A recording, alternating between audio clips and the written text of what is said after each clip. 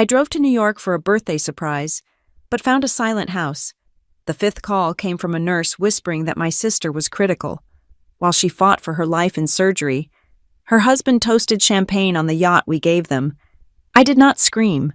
I turned his life into a business transaction to bankrupt him.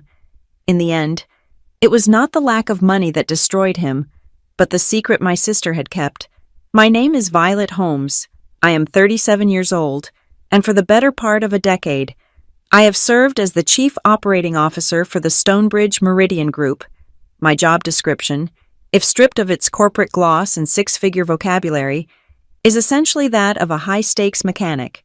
When a supply chain fractures in Southeast Asia, I am the one who flies in to splice the wires back together. When a PR crisis threatens to capsize a merger, I am the one who navigates the ship through the storm. I am paid to be the calmest person in the room. I am paid to believe that every variable can be controlled, every risk calculated, and every outcome managed with enough foresight and capital. But on that crisp Saturday morning in late October, as I drove my Audi north from Philadelphia toward New York City, I was not thinking about risk management or quarterly projections. I was thinking about balloons. Specifically, I was thinking about whether 33 balloons would be excessive for a woman who claimed she had outgrown birthdays, or if it was the exact amount of ridiculousness required to make her laugh. The drive up Interstate 95 was a tapestry of burning oranges and deep reds. The autumn foliage was at its peak, painting the world in colors that felt vibrant and alive. I had cleared my schedule for the entire weekend, a feat that required 3 weeks of advance planning and the delegation of authority to 2 different vice presidents. This was for Haley, my younger sister, my only sister. Haley Kerrigan was the antithesis of everything my life represented. Where I was rigid, she was fluid. Where I built structures, she chased tides. She was a photographer, specifically specializing in fine art oceanography. She spent half her life submerged in salt water, capturing the way light fractured beneath the surface of the Atlantic. She was warm, chaotic, and relentlessly optimistic. She was the only person in the world who could call me at 2 a.m. to talk about a dream she had about a giant squid, and I would actually listen. On the passenger seat beside me sat a box wrapped in matte silver paper. It was not a luxury handbag or a piece of diamond jewelry, though I could have easily afforded either. It was a specialized underwater housing unit for her favorite camera lens, paired with a voucher for an advanced free-diving photography workshop in the Keys. It was practical, specific, and exactly what she had whispered about wanting 6 months ago over a glass of wine. I smiled as I glanced at the box. I could already picture her face, the way her eyes would crinkle at the corners, the way she would tackle me in a hug that smelled like sea salt and vanilla. I exited the highway and navigated the dense, rhythmic grid of Manhattan. The city was waking up, the sidewalks teeming with the Saturday brunch crowd and tourists wrapped in scarves. I made my way toward the townhouse Haley shared with her husband. Derek, meaning our parents and I, had helped them secure the place shortly after their wedding. It was a beautiful, narrow brownstone that cost more than my first 3 apartments combined. But we wanted her safe. We wanted her secure. When I pulled up to the curb, the first thing I noticed was the stillness. Usually, Haley's home radiated energy. Even from the street, you could typically sense movement. She was the type of person who threw the windows open in October because the air tasted crisp. She played jazz records loud enough to bleed through the glass. But today, the windows were shut tight. The heavy velvet drapes, which I knew she usually pulled back the moment the sun touched the horizon, were drawn completely, sealing the house like a vault. I checked the dashboard clock. It was 11 in the morning. They should have been awake. Derek, for all his faults, and I kept a mental itemized list of them, was an early riser who liked to project the image of a busy entrepreneur. Haley was usually up with the sun to catch the morning light. I killed the engine and stepped out. The air was biting, a cold wind funneling down the street. I grabbed the silver box and walked up the steps, my boots clicking rhythmically against the stone. I rang the bell. I waited. I rearranged the bow on the box. I checked my reflection in the dark glass of the door. I rang the bell again. Silence. A small frown creased my forehead. I pulled out my phone and dialed Haley. It rang 4 times before clicking over to her voicemail. Her recorded voice, bright and breathless, filled my ear. "Hi. You have reached Haley. I am probably underwater or in the darkroom. Leave a message." "Hey, Hales," I said to the recording, keeping my voice light. "I am standing on your front porch. I know you said no surprises, but I am the older sister, so I'm allowed to break the rules. Open up. It is freezing out here." I hung up and waited another 5 minutes. A knot of irritation began to form in my chest. Maybe they had gone out for coffee. Maybe Derek had dragged her to one of those networking brunches he was so obsessed with, where men in expensive suits talked about leveraging assets they did not actually own. I called Derek. It went straight to voicemail. No ring, just an immediate mechanical click. That was odd. Derek Vaughn lived attached to his phone. He treated every vibration in his pocket like a summons from the president. I sat down on the top step, the cold stones seeping through my coat. I watched the street. A woman walked a golden retriever. A delivery truck rumbled past. Normalcy. Aggressive. Indifferent normalcy. 30 minutes passed. The irritation began to curdle into something heavier. My instincts, the same ones that alerted me when a quarterly report was hiding a deficit, began to prickle. This was not just rude. This was uncharacteristic. Haley knew I was coming to the city. Even if I had not given a specific time, she would not just vanish. I stood up and pressed my ear to the heavy wood of the door. Nothing. No footsteps. No hum of the refrigerator. It felt hollow. I dialed Haley again. 3rd call. Voicemail. 4th call. Voicemail. I walked back to my car, tossing the gift onto the passenger seat with less care than before. I sat behind the wheel, the leather cold against my back. My fingers drummed against the steering wheel. 1, 2, 3, 4. I dialed the 5th time. I told myself that if she did not answer, I would drive to her favorite cafe on the corner. I told myself I was overreacting. I was Violet Holmes, the woman who managed crises, and therefore I saw crises where there were none. The phone rang once, twice, then the ringing stopped. The line opened. "Haley." I exhaled, the tension in my shoulders dropping instantly. "My God, you scared me.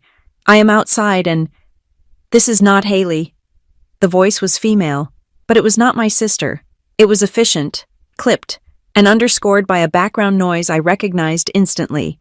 It was the rhythmic, chaotic hum of machinery and distant voices. I froze. My hand gripped the phone so tight my knuckles turned white. "Who is this?"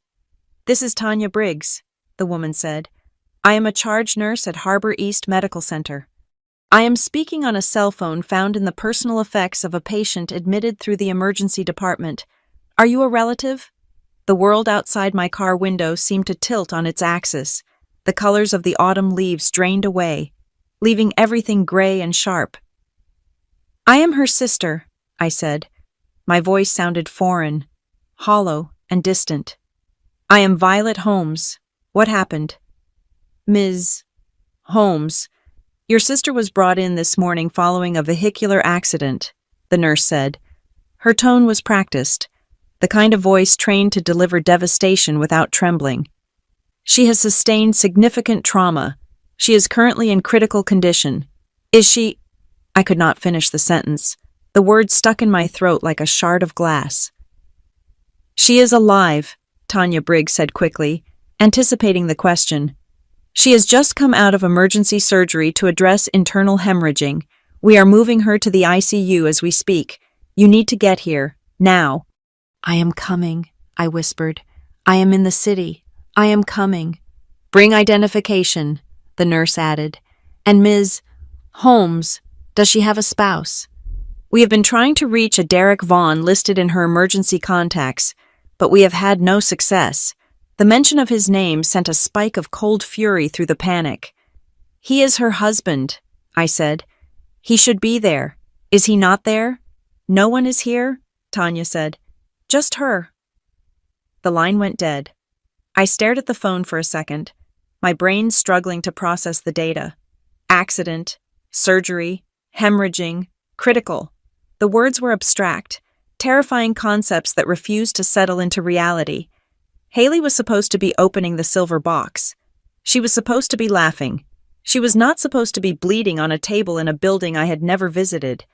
I started the car. The engine roared to life, a guttural sound that matched the scream rising in my chest. I pulled away from the curb, not checking my blind spot, cutting off a taxi that honked aggressively. I did not care. I drove with a recklessness that would have terrified my usual self. I ran a yellow light that was turning red. I weaved through traffic on the avenues, my eyes darting between the GPS on my dashboard and the road. Every red light felt like a personal insult. Every pedestrian crossing the street felt like an enemy of time. I looked over at the passenger seat. The silver box slid slightly as I took a sharp turn. The underwater camera housing, the photography course, the thoughtful, perfect gift.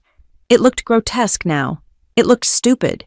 It was an artifact from a timeline that had just been severed. Who cared about aperture settings when lungs were failing? Who cared about the refraction of light when a body was broken? I wanted to throw it out the window. I wanted to smash it. The GPS chirped, arriving at destination on right. Harbor East Medical Center loomed like a fortress of glass and concrete. It was an ugly building, functional and imposing.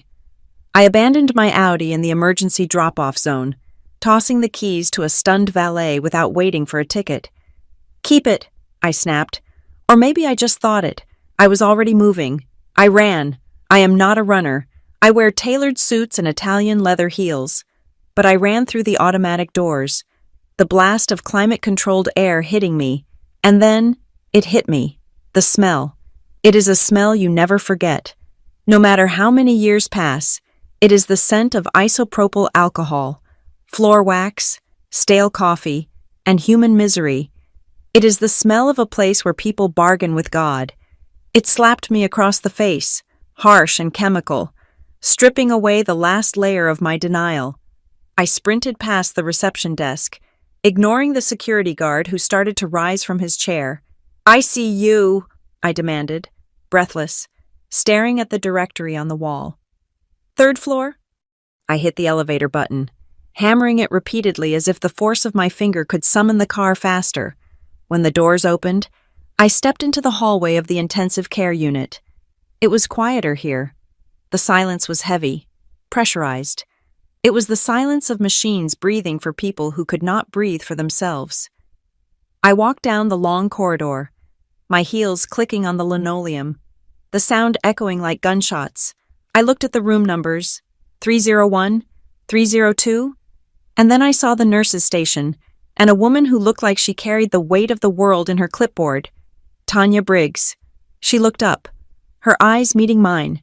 She did not need to ask who I was. The terror on my face was identification enough. She simply pointed to a room at the end of the hall. I walked toward it. My legs felt like lead.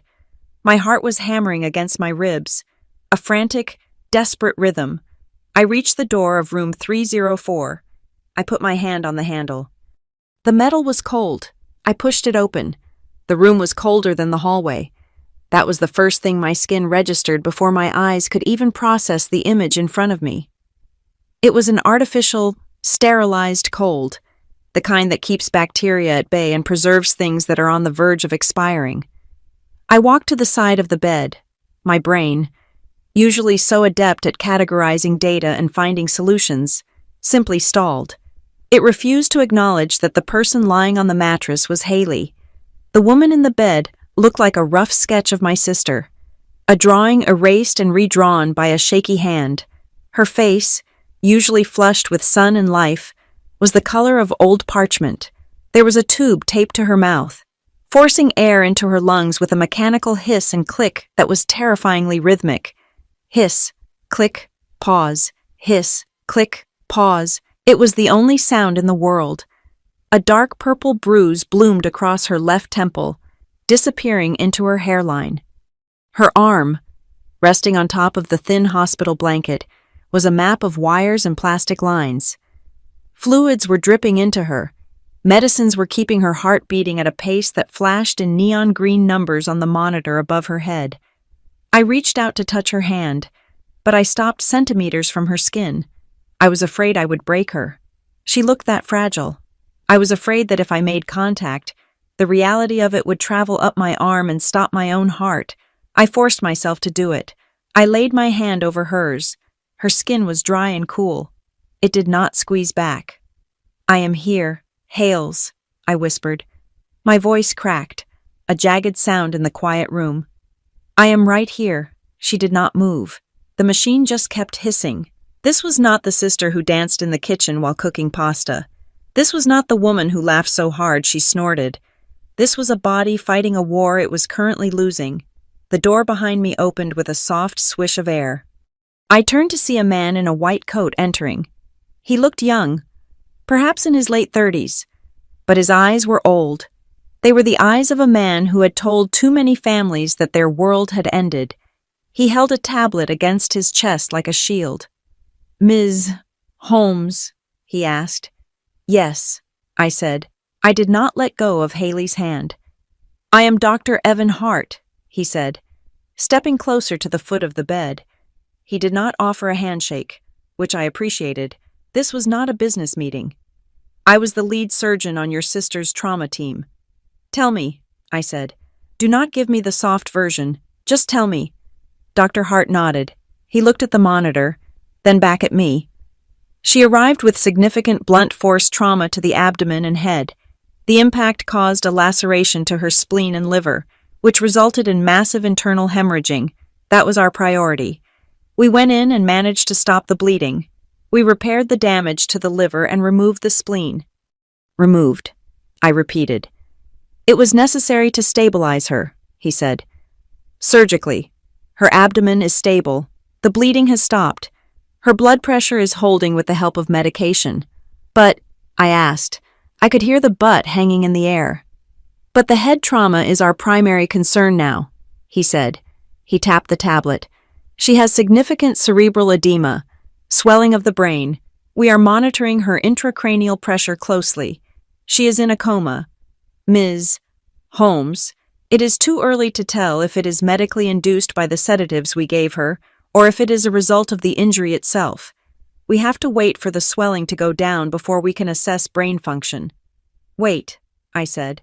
The word tasted like ash. "How long?" "Hours. Days," he said. "The next 48 hours are critical. If the pressure spikes, we may need to intervene again. Right now, her numbers are—" He hesitated, searching for a word that wasn't cruel. "They are not beautiful, but they are stable." I looked back at Haley. Stable. It sounded like such a passive word for a woman who was fighting for every second of existence. "Where is her husband?" Dr. Hart asked. The question hit me harder than the medical diagnosis. I blinked, looking up at him. "He is not here." "We have not seen him," the doctor said. "The nurses have been trying the number listed in her chart since she arrived 4 hours ago.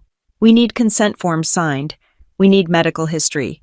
Usually, the spouse is the first one screaming at the front desk." I looked around the small, sterile room. There was a plastic chair in the corner. It was empty. There was no coat thrown over the back of it. There was no coffee cup on the side table. There was just empty space where Derek Vaughn should have been. "I will find him," I said. My voice was low. "He travels for work. He might be in a meeting. He might have his phone off." I was lying. I knew I was lying. Dr. Hart knew I was lying. He just nodded, his expression neutral. "If you reach him, tell him to get here. She needs him." The doctor left, and the room returned to its mechanical rhythm. I pulled the plastic chair up to the bedside and sat down. I pulled my phone out of my purse. My hands were shaking, a fine tremor that I could not control.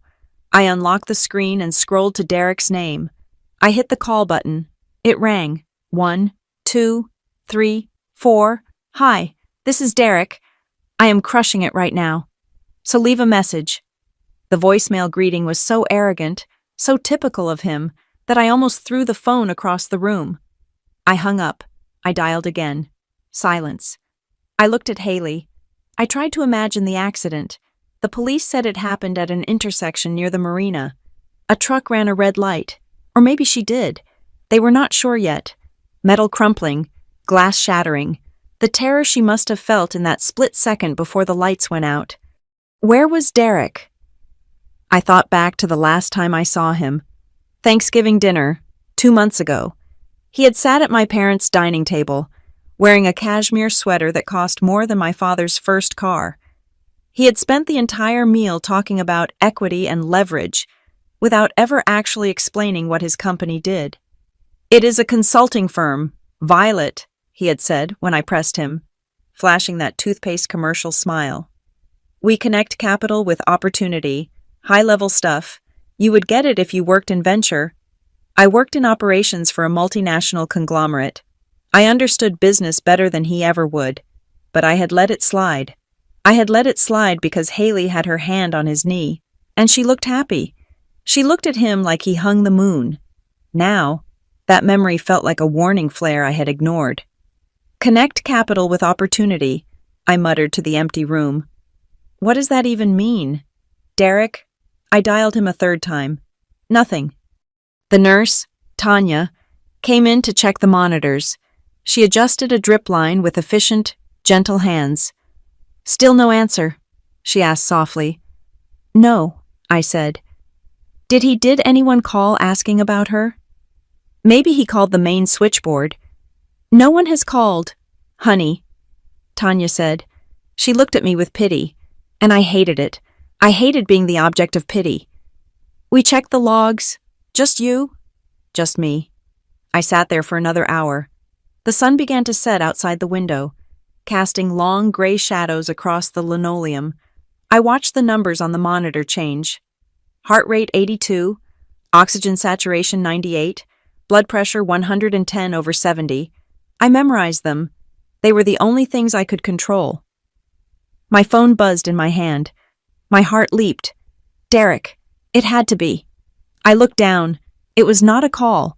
It was a notification from a social media app.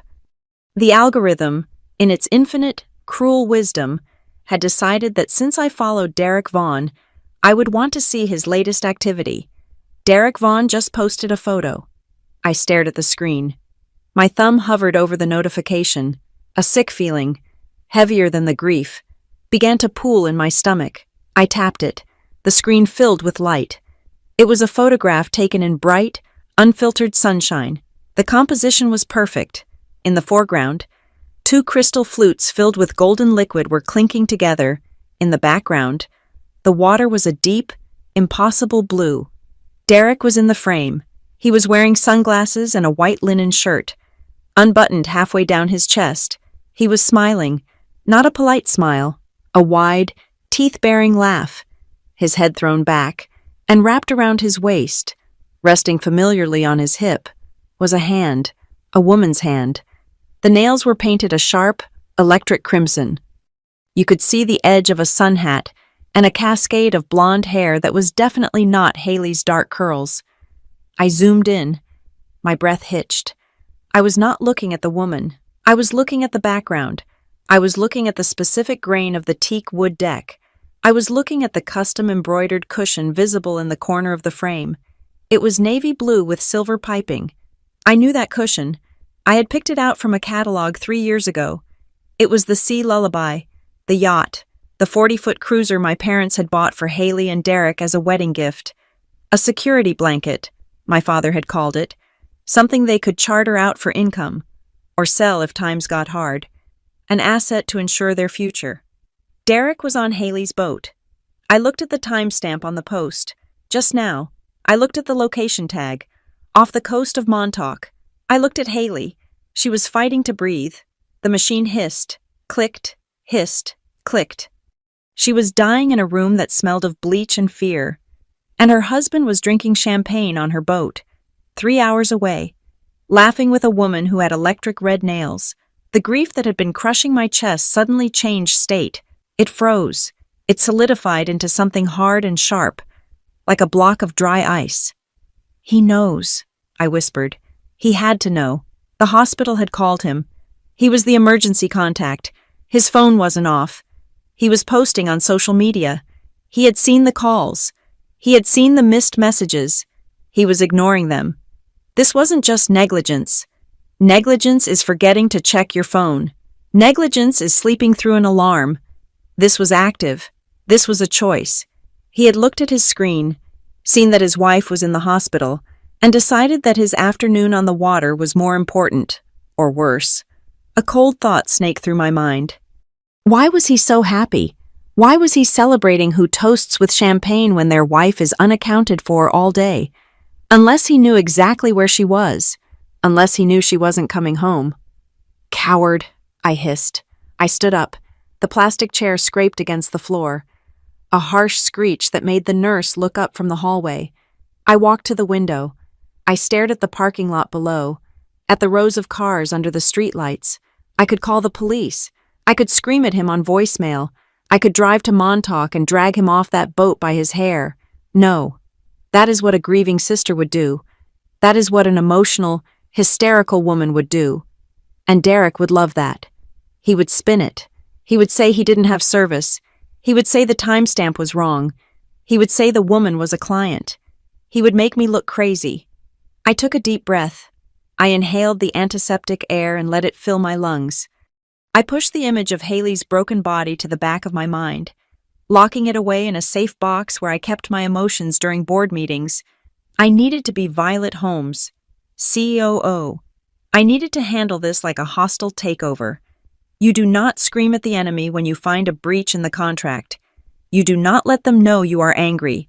You let them think they are safe. You let them think they are winning, and while they are distracted by their own arrogance, you dismantle their infrastructure, brick by brick, until the roof collapses on their head. He wanted to play games. He wanted to pretend he didn't exist. Fine. I looked down at the phone in my hand. The screen was still glowing with the picture of his laughter. I opened my text messages. I did not type in all caps. I did not use exclamation points. I did not ask about the woman. I did not mention the hospital. I typed 5 words. Where are you right now? I hit send. Then I turned off my phone. I slid it into my pocket. I turned back to my sister, whose chest rose and fell with the aid of a machine. Rest, Haley, I said softly, my voice devoid of the tremble it held 10 minutes ago.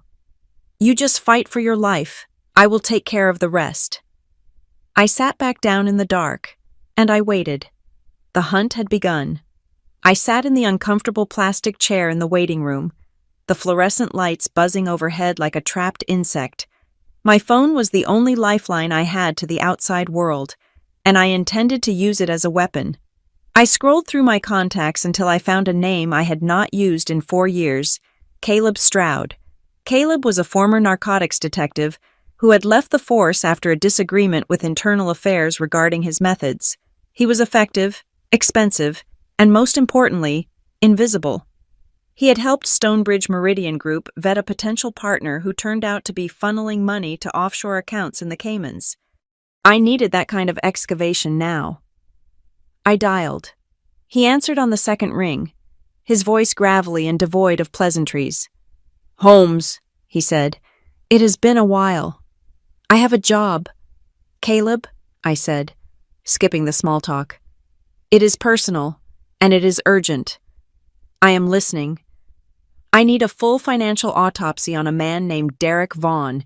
He is my brother-in-law. I want to know everything. Credit cards, hidden accounts, LLCs registered in Delaware, gambling debts, parking tickets. If he bought a pack of gum in 1999, I want to know what flavor it was. Is he the target? He is the target, I confirmed. I also need you to look into a timeline, where he was for the last week, specifically today, and I need to know who he associates with. If there are business partners that look shady, find them. This sounds like a divorce prep, Caleb noted. It is an eviction, I corrected, from my family's life. Can you start tonight? I am already typing his name, Caleb said. I will need a retainer wired. Done. $5,000 will be in your account within the hour. I hung up. The transaction felt cold, but it gave me a sense of agency. I was not just a grieving sister waiting for a doctor's report anymore. I was an operative, while I waited for the wire transfer to clear. I opened my laptop. The hospital Wi-Fi was slow, but it was enough. I logged into my own email server. Haley and I did not email often. We were texters, but occasionally. She would forward me articles about art exhibits or recipes. I searched for her name in my inbox and filtered by date. There were dozens of messages over the last year. Most were inconsequential, but as I read back, looking for patterns rather than content, I noticed a shift in tone starting about 6 months ago, in April. She had sent me a link to a gallery space she wanted to rent for a show. The text in the body of the email read, "I think I can make this work, but Derek says the liquidity is tight right now. I do not understand why. We just had a great quarter with the charter rentals. Do you think I should push him?" I had replied, telling her to trust her gut. She never responded to that specific thread. In June, another email. This one with a subject line that just said, "Question. Violet, if you sign a document without reading the fine print because you are rushing to the airport, is it legally binding if you were under duress? Just curious for a friend." I froze. I remembered that email. I had called her immediately after reading it, and she had laughed it off, saying it was plot research for a friend writing a screenplay. I had believed her because Haley did not have a deceitful bone in her body. Now, staring at the pixels, the words "under duress" seemed to pulse in neon red. I closed the laptop as a nurse approached me. It was not Tanya, but a younger woman holding a clipboard. "Ms. Holmes," she asked, "I am from the administrative office. We are processing your sister's admission details. We have the phone that was found on her person." But the paramedics noted a discrepancy in their report regarding her personal effects. "What kind of discrepancy?" I asked, standing up. "Well," the nurse frowned, tapping her pen against the paper. "According to the accident report, the impact occurred on the driver's side. The car was a mess, but usually, in a crash like that, personal items are scattered. The EMTs noted that the vehicle was remarkably clean. There was no purse, no wallet, no laptop bag, just the phone, which was found wedged under the seat." My stomach turned over. Haley never went anywhere without her oversized leather tote. It held her lenses, her sketchbooks, her wallet, and usually 3 different half-read novels. "Are you saying someone took it?" I asked. "We do not know," she said apologetically. "It is possible it was thrown from the vehicle if a window shattered, but the police report did not mention recovering a bag from the street. I just wanted to let you know in case you need to cancel her credit cards." "Thank you," I said. My voice was calm, but my mind was racing. A missing purse meant missing ID. It meant missing keys. Keys. I checked my watch. It was nearly 8 in the evening. The visiting hours for the ICU were technically over, but Dr. Hart had given me a pass. However, I needed to see something else. "I will be back in 2 hours," I told the nurse. I walked out to the valet stand, retrieved my car, and drove toward the Tribeca townhouse. The city was dark now, the skyline a glittering wall of indifference. I did not have a key. I had never needed one. Haley was always home, or she would leave one under the planter for me. But if her purse was gone, I could not risk that the spare was still there. I called the building manager, a man named Mr. Henderson, whom I had tipped generously over the years for keeping an eye on the place. He met me at the front door, looking tired and wearing a bathrobe over his pajamas. "Ms. Holmes, I was so sorry to hear about the accident," he said, unlocking the heavy oak door. "Is she okay?" "We are hopeful," I lied. "I need to get some insurance papers from her desk. I will be quick." "Take your time," he said, patting my arm. "Let me know if you need anything." He left me in the foyer.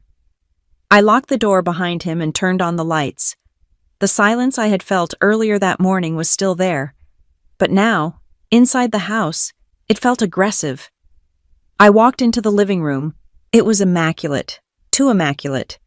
Haley was an artist. She was messy. There should have been photography magazines on the coffee table.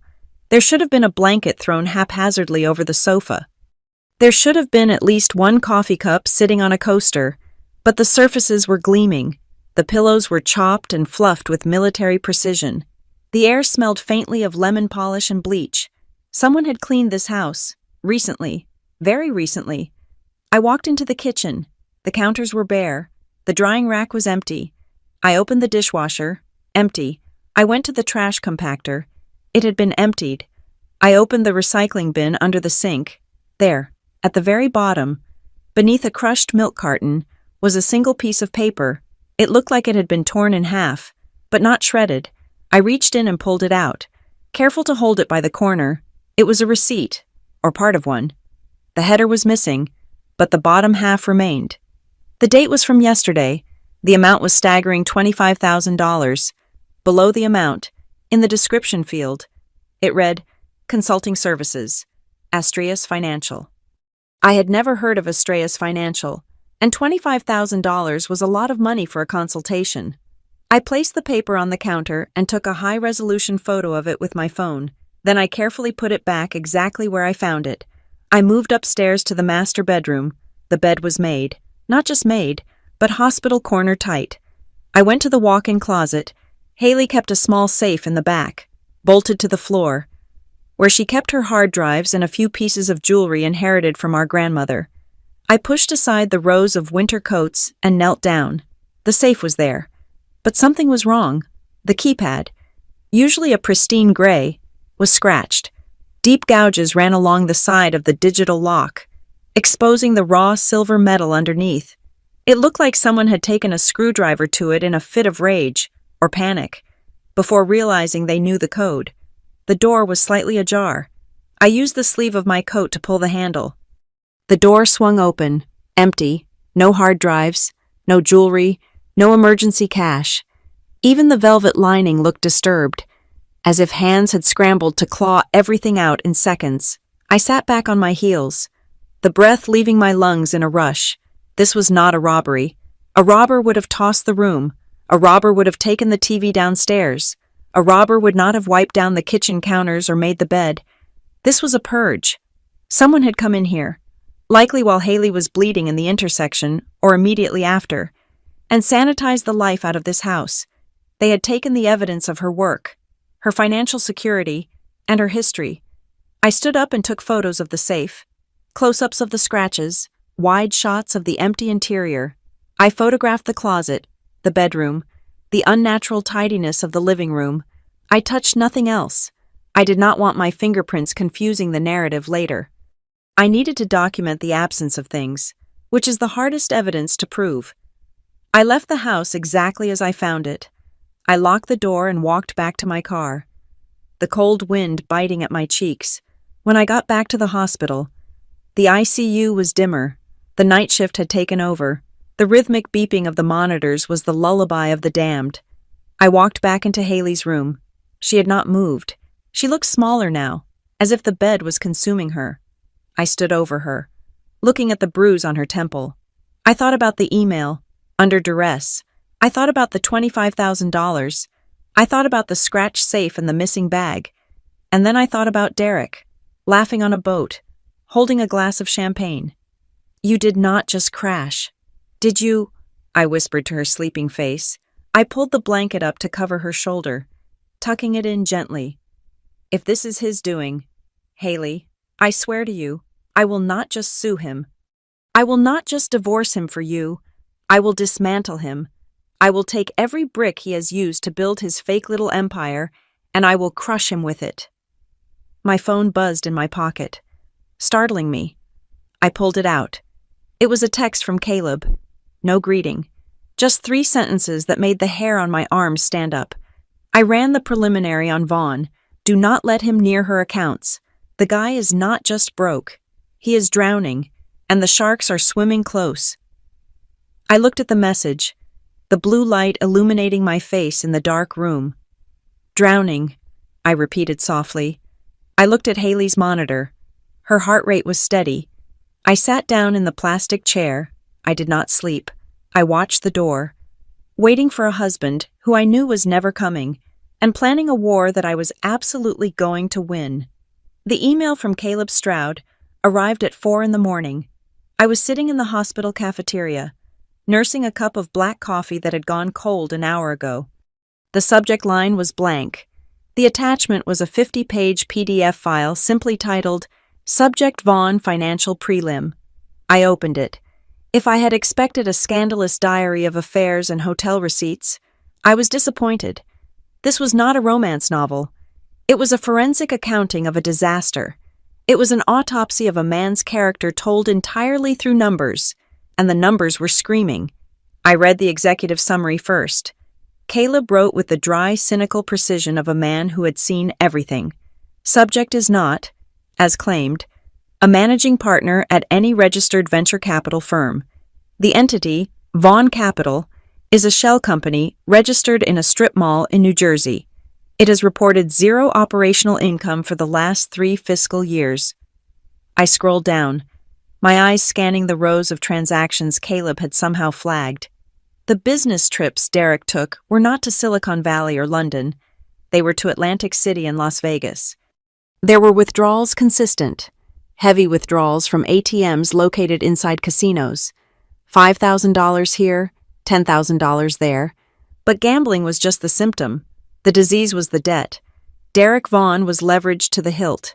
He had maxed out 4 credit cards, all of which were likely hidden from my sister. But that was amateur hour. The real terror lay in the loans.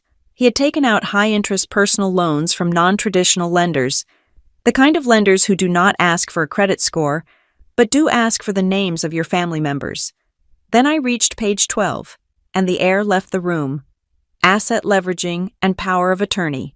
Attached was a scanned copy of a document signed 6 months ago. It was a general power of attorney, granting Derek Vaughn full legal authority to act on behalf of Haley Kerrigan regarding all financial and property matters.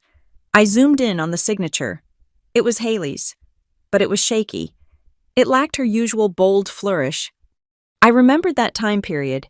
Haley had been complaining of fatigue. She had told me she felt foggy and weak. I had told her to take vitamins. Derek had told her to sign a piece of paper so he could handle the boring stuff while she rested. He had weaponized her exhaustion. Using this document, Derek had secured a massive private loan 3 weeks ago. The principal amount was $750,000. The collateral listed was not his imaginary company. It was the Tribeca townhouse and the Sea Lullaby. He had mortgaged my sister's home and the boat my parents gave her to cover his own drowning existence. The loan had a predatory interest rate, and it was structured as a balloon payment. If he missed a payment, the lender could seize the assets immediately. I felt a wave of nausea, but I forced myself to keep scrolling. I needed to see the bottom of the pit. Page 20, Insurance Policies. My hand froze on the trackpad. There was a new policy, issued 90 days ago. It was a term life insurance policy on Haley Kerrigan. The coverage amount was $3 million. The beneficiary was Derek Vaughn. The policy had a double indemnity clause for accidental death. If Haley died in an accident, say, a car crash, the payout would double to $6 million. I closed the laptop. I had to. If I looked at it for one more second, I was going to stand up and scream until my throat bled. This was not just financial infidelity. This was a business plan. The debt was the problem. Haley was the asset.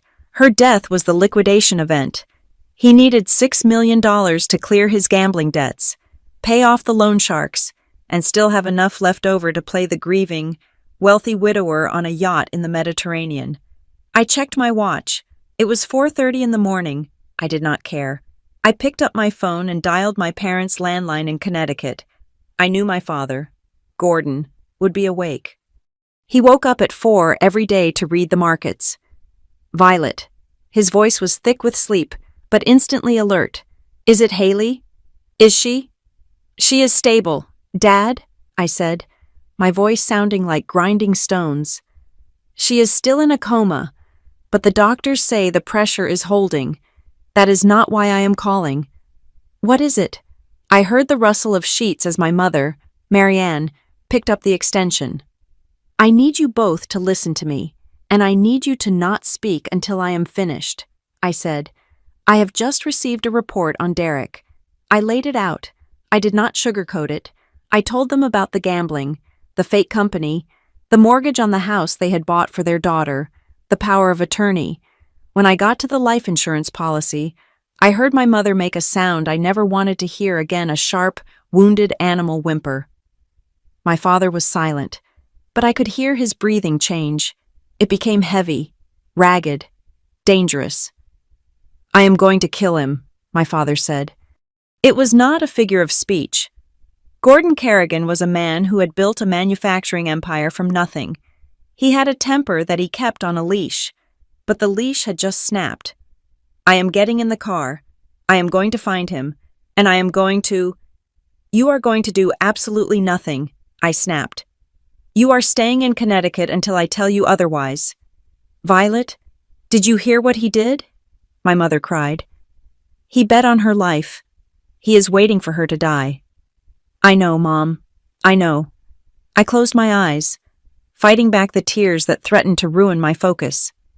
"But if you go after him now, if you call him, if you confront him, we lose. He will claim the power of attorney was legal. He will claim the insurance was just prudent planning. He will lawyer up, and he will hide the money he has left. He will play the victim." "Then what do we do?" my father demanded. "We go to war," I said. "But we do it my way. We do it quietly. I need you to authorize a transfer of funds to a holding account I am setting up. I am going to hire the 2 most vicious lawyers in New York City, and we are going to trap him." By 9 o'clock that morning, I had turned a private conference room in the hospital courtesy of a donation my company made years ago into a command center. Sitting opposite me were Mara Kingsley and Jonas Pike. Mara was a civil litigator who wore Chanel suits and flayed people alive in depositions. She had a reputation for finding assets that people thought they had buried in the desert. Jonas was a former district attorney, a criminal defense lawyer who knew exactly how the police built a case, and more importantly, how to hand them one wrapped in a bow. I slid the printed report across the table. "I want to know if we have enough to arrest him," I asked Jonas. Jonas flipped through the pages, his face unreadable. "For fraud." "Maybe. The power of attorney is the weak link. If he can prove she was lucid when she signed it, the loans are legal, even if they are immoral. For the accident circumstantial, the insurance policy is suspicious as hell, but unless we can prove he tampered with the car, it is just a coincidence in the eyes of the law." "It is not a coincidence," I said. "I know that," Jonas said, looking up. "You know that, but a jury needs more than timing. We need a smoking gun." "While Jonas looks for the gun," Mara interjected, her voice smooth and sharp, "I suggest we take away his ammunition." "How?" I asked. "The loan," Mara said, tapping the page with the $750,000 debt, the one secured against the townhouse and the Sea Lullaby, this lender, Apex Capital Solutions. "They are a hard money lender. They do not care about Derek. They care about their money. If he misses a payment, they foreclose." "He will not miss a payment if the insurance pays out," I said bitterly. "But the insurance will not pay out while there is an active investigation," Jonas pointed out. "I can speak to my contacts at the precinct. If we flag the accident as suspicious, the insurance company freezes the claim." "Exactly," Mara smiled. "And while the claim is frozen, Derek has no cash flow. He has no job. He has gambling debts. He will default on that loan within 30 days. "I do not want the lender to seize Haley's house," I said. "They won't," Mara said, "because we are going to buy the debt." I looked at her, understanding dawning on me. "We set up a blind trust," Mara explained, "an LLC with a generic name. We approach Apex Capital and offer to buy the promissory note from them for full value. They will be happy to get their cash and walk away without the hassle of foreclosure. Once we own the note, we are Derek's creditor." "We own the house. We own the boat," I whispered. "And we own him," Mara finished. "We can call the loan. We can freeze his assets. We can legally drag him into court and force him to disclose every penny he has spent. We can suffocate him." "Do it," I said. "Money is no object." My phone buzzed. It was Caleb again. "I have a visual on the boat. It is docked at the marina in Montauk. No sign of Vaughn. But the crew is prepping for something." I picked up the tablet where I had saved the screenshot of Derek's Instagram post, the photo of the champagne and the celebration. I looked at it again, staring at the details I had missed in my initial rage. The champagne flutes, the woman's hand, the blue cushion. But then I looked past them. In the background, reflected in the sliding glass door of the yacht's cabin, was a figure. It was faint, distorted by the curve of the glass and the glare of the sun. But it was there, a man. He was not wearing boating attire. He was wearing a dark suit, which was absurd for a day on the water. He was standing with his arms crossed, watching Derek and the woman. He did not look like a friend. He did not look like a guest. He looked like supervision. I zoomed in as far as the pixels would allow. The man had a distinctive watch gold, heavy, flashy, and he was holding a folder, a thick manila folder. I felt a chill that had nothing to do with the hospital air conditioning. Derek isn't just a gambler, I said to the room, interrupting Mara and Jonas, who were discussing the LLC structure. He is working for someone. I turned the tablet around so they could see. He is celebrating, I said, pointing to the reflection. But that man is not celebrating. That man is waiting to get paid.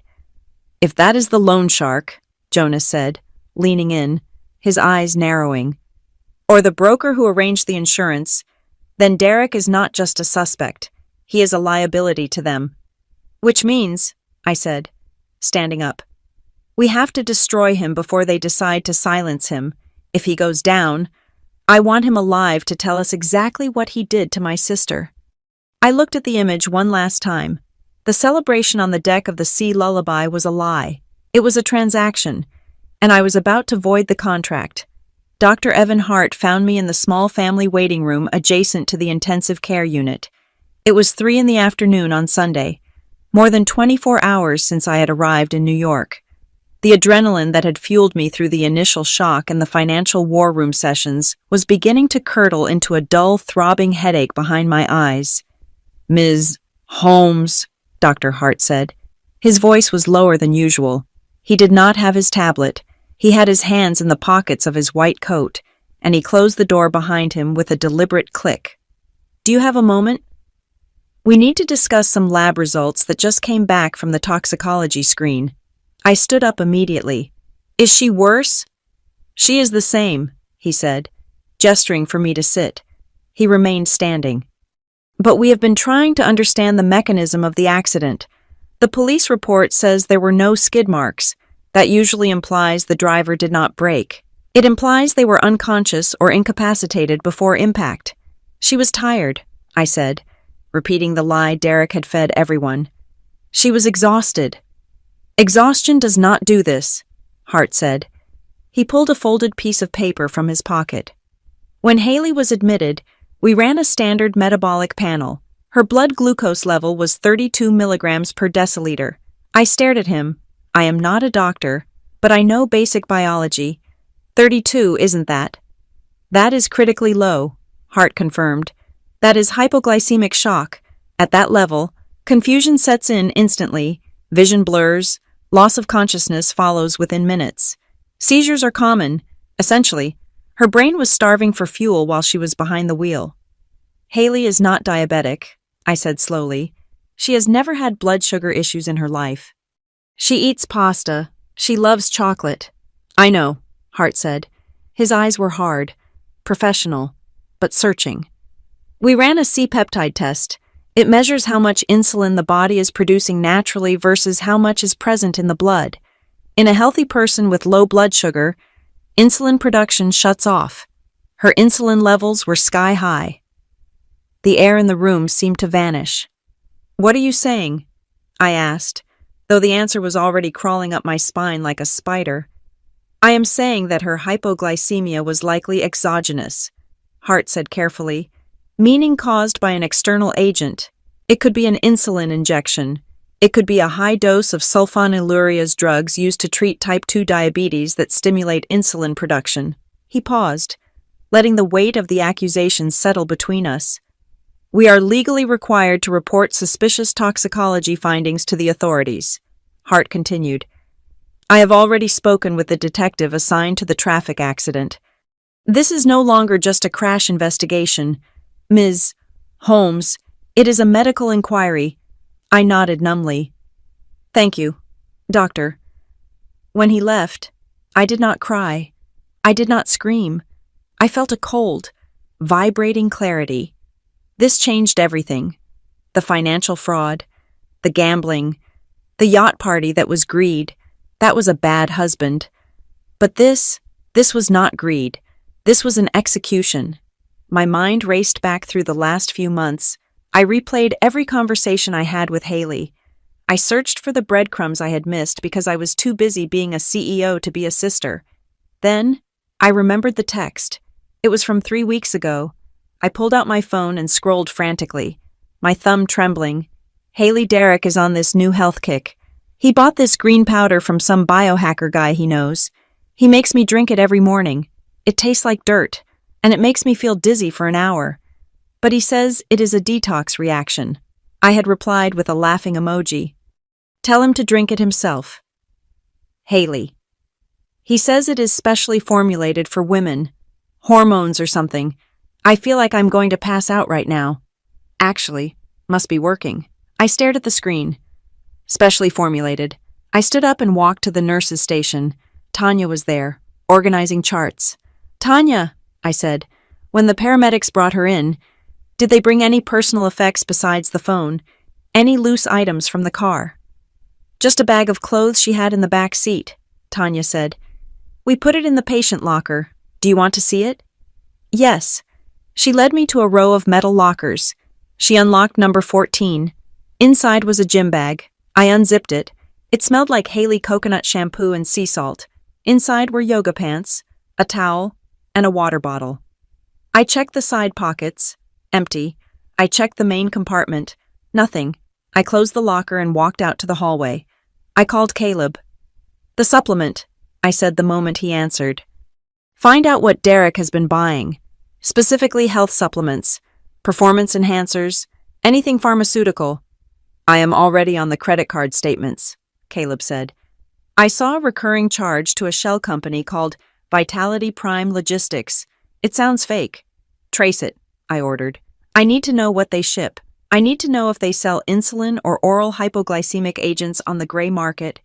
Give me an hour, Caleb said. I hung up. I leaned against the wall and closed my eyes. The bottle wasn't in the car. He had cleaned the townhouse. He had cleaned the car.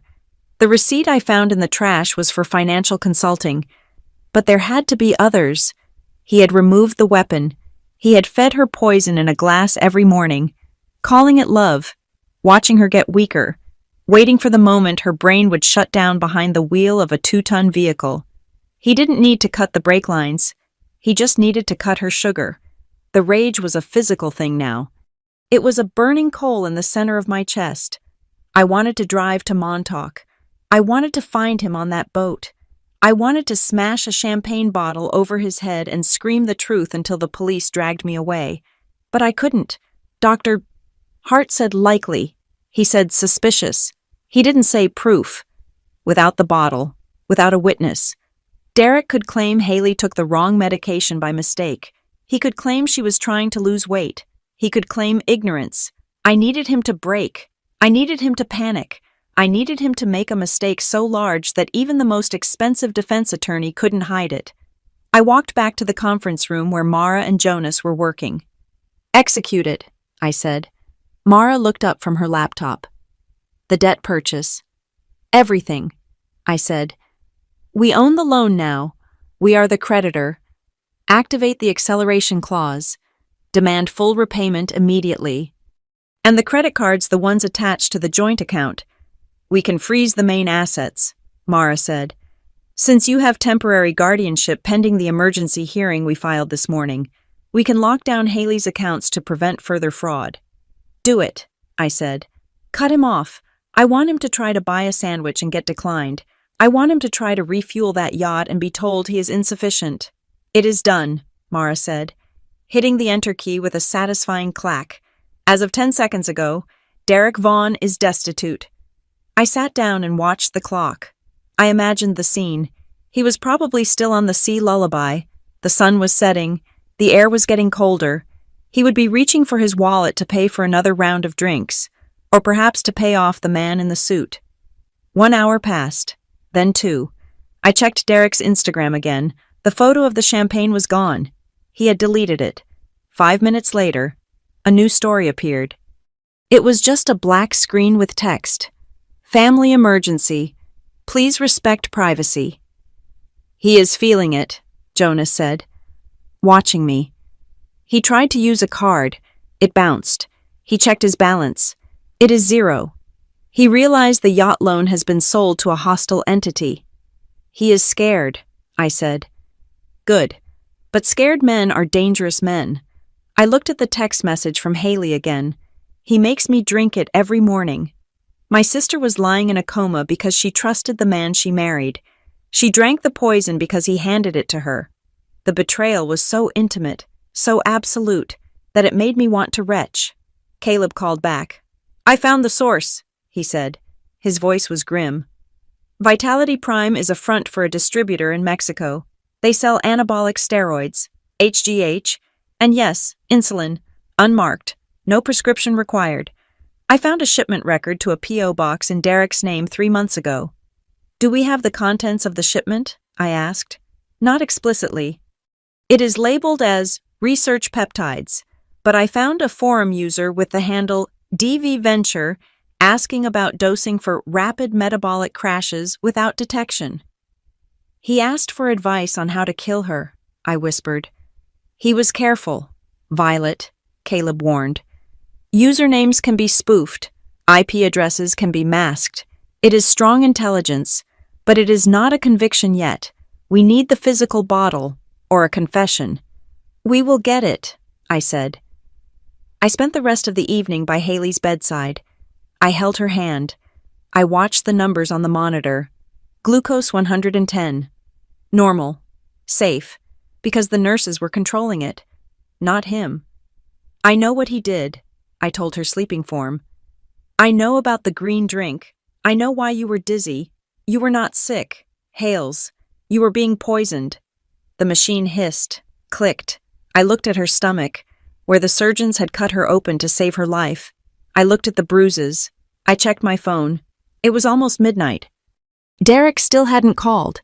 He hadn't called the hospital. He hadn't called me. He was likely scrambling, trying to figure out why his financial world had collapsed in the span of 4 hours.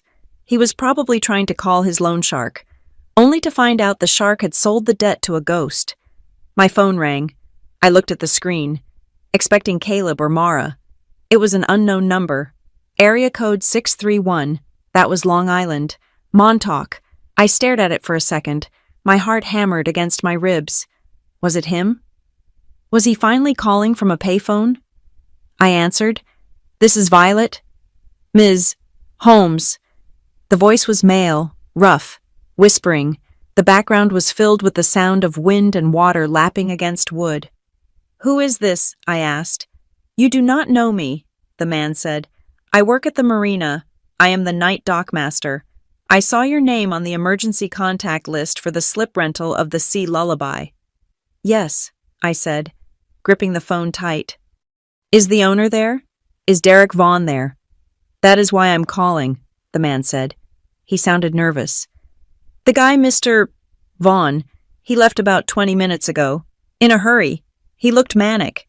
He was shouting at someone on his phone. Where did he go? I do not know. He got into a car service, but Ms. Holmes, that is not why I called. Why did you call? Because he did something before he left, the dockmaster said. He was down in the engine room. I heard banging, metal on metal, and when he came up, he threw something into the water, something heavy.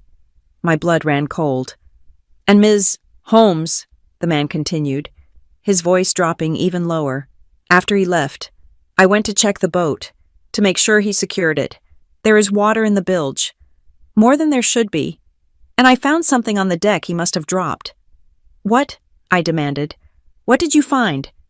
It is a tablet, he said, like an iPad. The screen is cracked, but it is still on, and the map is open. But it is not a chart for sailing. It is a tracking app, for a car. I stood up. Keep that tablet. Do not touch it. Do not let anyone on that boat. I am sending someone to you right now. You better hurry, the man said. Because the way the water is rising in the bilge, I think he tried to scuttle her. I think he tried to sink the evidence. I hung up and sprinted toward the conference room. Derek wasn't just running. He was burning the ground behind him. He had tried to sink the Sea Lullaby, and he had dropped the device he used to track my sister. The game of cat and mouse was over. He was the rat, and he was cornered, and I was about to close the trap. The mechanics of revenge are surprisingly similar to the mechanics of a corporate acquisition. You identify the target's weak points, usually their liquidity or their ego, and you apply pressure until the structure collapses. There is no need for screaming. There is no need for drama. There is only the ruthless application of leverage. At 9 a.m. on Monday, Mara Kingsley, my civil litigation attorney, sat in the hospital conference room and pressed a single key on her laptop. "The acceleration clause is activated," she said, her voice as crisp as the paper the contract was printed on. "We have notified the lien holder, which is now us, that the debtor is in default due to a breach of the good standing covenant. We are exercising our right to seize the collateral immediately to protect the asset's value." In layman's terms, we had just stolen my sister's yacht back from her husband, because we had purchased the debt from the predatory lender overnight using a shell company called Nemesis Holdings. We did not have to wait for a court hearing. The original loan agreement Derek had signed, the one he thought would save him, contained a provision that allowed the lender to secure the property without notice if there was reasonable suspicion of asset degradation. Trying to sink the boat definitely counted as degradation. I was not at the marina in Montauk. I was still in the ICU, sitting 3 feet away from Haley, holding a cup of lukewarm tea. I did not want to see Derek's face. I did not want to give him the satisfaction of seeing my rage. If I appeared, he could spin a narrative that I was a hysterical sister-in-law acting out of grief. He could play the victim. Instead, I let the law be the villain. Caleb Stroud was my eyes and ears on the ground. He was parked in an unmarked sedan at the marina entrance, watching the scene unfold through a telephoto lens. He had an earpiece in, connected directly to my phone. "The repo agents are moving in." Caleb's voice crackled in my ear. "They are putting the chain on the propeller. The harbor master is posting the seizure notice on the gangway. It is bright orange. You cannot miss it." "Where is he?" I asked, keeping my voice low so I would not disturb the rhythmic hissing of Haley's ventilator. "He is at the Raw Bar across the street," Caleb said. "He is with 2 other guys. Looks like he is trying to celebrate early. He thinks the boat is sitting on the bottom of the harbor by now. He does not know the night dockmaster pumped the bilge before the water got too high." "Wait for it," I said. I checked the time. The digital notification of the asset freeze and the bank account lockout should be hitting Derek's phone right about now. "He just checked his phone," Caleb reported. "He stopped laughing. He's standing up. He looks confused. He is tapping the screen aggressively." I closed my eyes and visualized it. The decline message. The text alert from the bank saying access denied. The sudden realization that the credit card he was about to use to buy a round of oysters was nothing more than a piece of useless plastic. "He is running toward the dock," Caleb narrated. "He left his friends at the table. He is sprinting." "Let him run," I said. "He is at the gate. The key fob is not working. We deactivated it remotely 10 minutes ago," Caleb said. "He is shaking the gate. He is screaming at the security guard. The guard is pointing at the orange sticker on the boat." I could hear the faint sound of shouting in the background of Caleb's audio feed. It was a distant, tinny sound, but it was music to me. "He is calling the bank," Caleb said. "I can read his lips. He is saying, 'That is my wife's. You cannot do this. That is my property.'" "It is not his property," I whispered. "It is the bank's property, and I am the bank." "He is panicking, Violet," Caleb said. "This is not just anger. He looks terrified. He is looking over his shoulder. He keeps checking the parking lot because he owes money to people who break legs, and his collateral just got chained to the dock." I said, "Keep watching him. Do not engage." I hung up the line with Caleb and turned to Mara. "What is the next step?" "Now we wait for him to reach out," Mara said. "He has no access to funds. His vehicle is likely leased, so we can flag that next. But first, we need the physical evidence from the boat. While Derek was having his meltdown at the gate, unable to board the Sea Lullaby, Caleb had already secured something far more valuable than the hull itself. Before the seizure notice went up, during the chaos of the morning shift change, Caleb had met with the lead technician of the Marina's service department. Caleb sent me the audio file of the interview while I sat there. I put my headphones in. The technician's name was Rodriguez. His voice was hesitant, nervous. "Look, Mr. Vaughn came in here about 8 days ago," Rodriguez said on the recording. "He was acting weird, impatient. He told us he wanted to upgrade the navigation system." "That is standard," Caleb's voice replied on the tape. "Yeah, but he didn't want an upgrade. He wanted us to disable the AIS, the automatic identification system, the tracker that tells the Coast Guard where the boat is. He said it was for privacy, because his wife was a celebrity photographer and they wanted to avoid paparazzi." "Did you do it?" "No, it is illegal." I told him that. But here's the thing, he asked if there was a way to loop the data, to make the GPS show the boat was at the dock even if it was 10 miles out. I told him no. He got angry and stormed out. And then I saw him later that day with a guy in a suit. They were down in the engine room for an hour. When I checked the logs this morning after the attempted sinking, someone had tampered with the breaker panel for the GPS. It was bypassed. If that boat had gone out, it would have been invisible. I paused the recording. My hand was trembling. He wasn't just planning to sell the boat or sink it for insurance money. He had been planning a trip where he needed to be invisible. Or perhaps he had planned to take Haley out on the water one last time, to a place where no digital footprint could follow, and ensure her accident was permanent. Caleb also sent a still image captured from the Marina's security camera system, time-stamped 7 days prior. It showed Derek standing on the stern of the Sea Lullaby. Next to him was the man in the suit, the same man I had seen in the reflection of the champagne photo. But in this high-definition security shot, I could see his face clearly. He was thick-set, balding, with a scar running through his left eyebrow. He looked like a man who solved problems with a hammer. Derek was handing him a thick envelope. The man was tucking it into his jacket. "It was a down payment," I said aloud. "He was paying for a service." Suddenly, my phone rang in my hand. The screen flashed the name Derek Vaughn. The room went silent. Mara looked at me and nodded. Jonas, the criminal attorney, put a finger to his lips and pointed to the recording app running on his own device. "Answer it," Jonas mouthed. "Do not threaten, just listen." I swiped the green button and put the phone to my ear. I did not speak. I let the silence stretch, forcing him to fill it. "Violet." Derek's voice was high, breathless. I could hear the wind of the marina in the background. "Violet, thank God. Are you at the hospital?" "I am," I said. My voice was flat, devoid of emotion. "Okay, listen, something insane is happening," Derek said, the words tumbling out over each other. "I am down at the marina.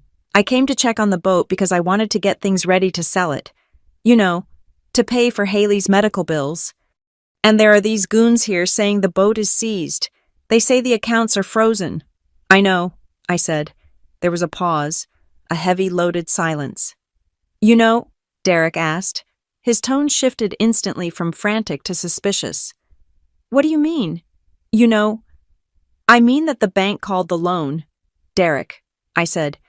"They saw the risk profile. They acted." "You have to stop them," he shouted.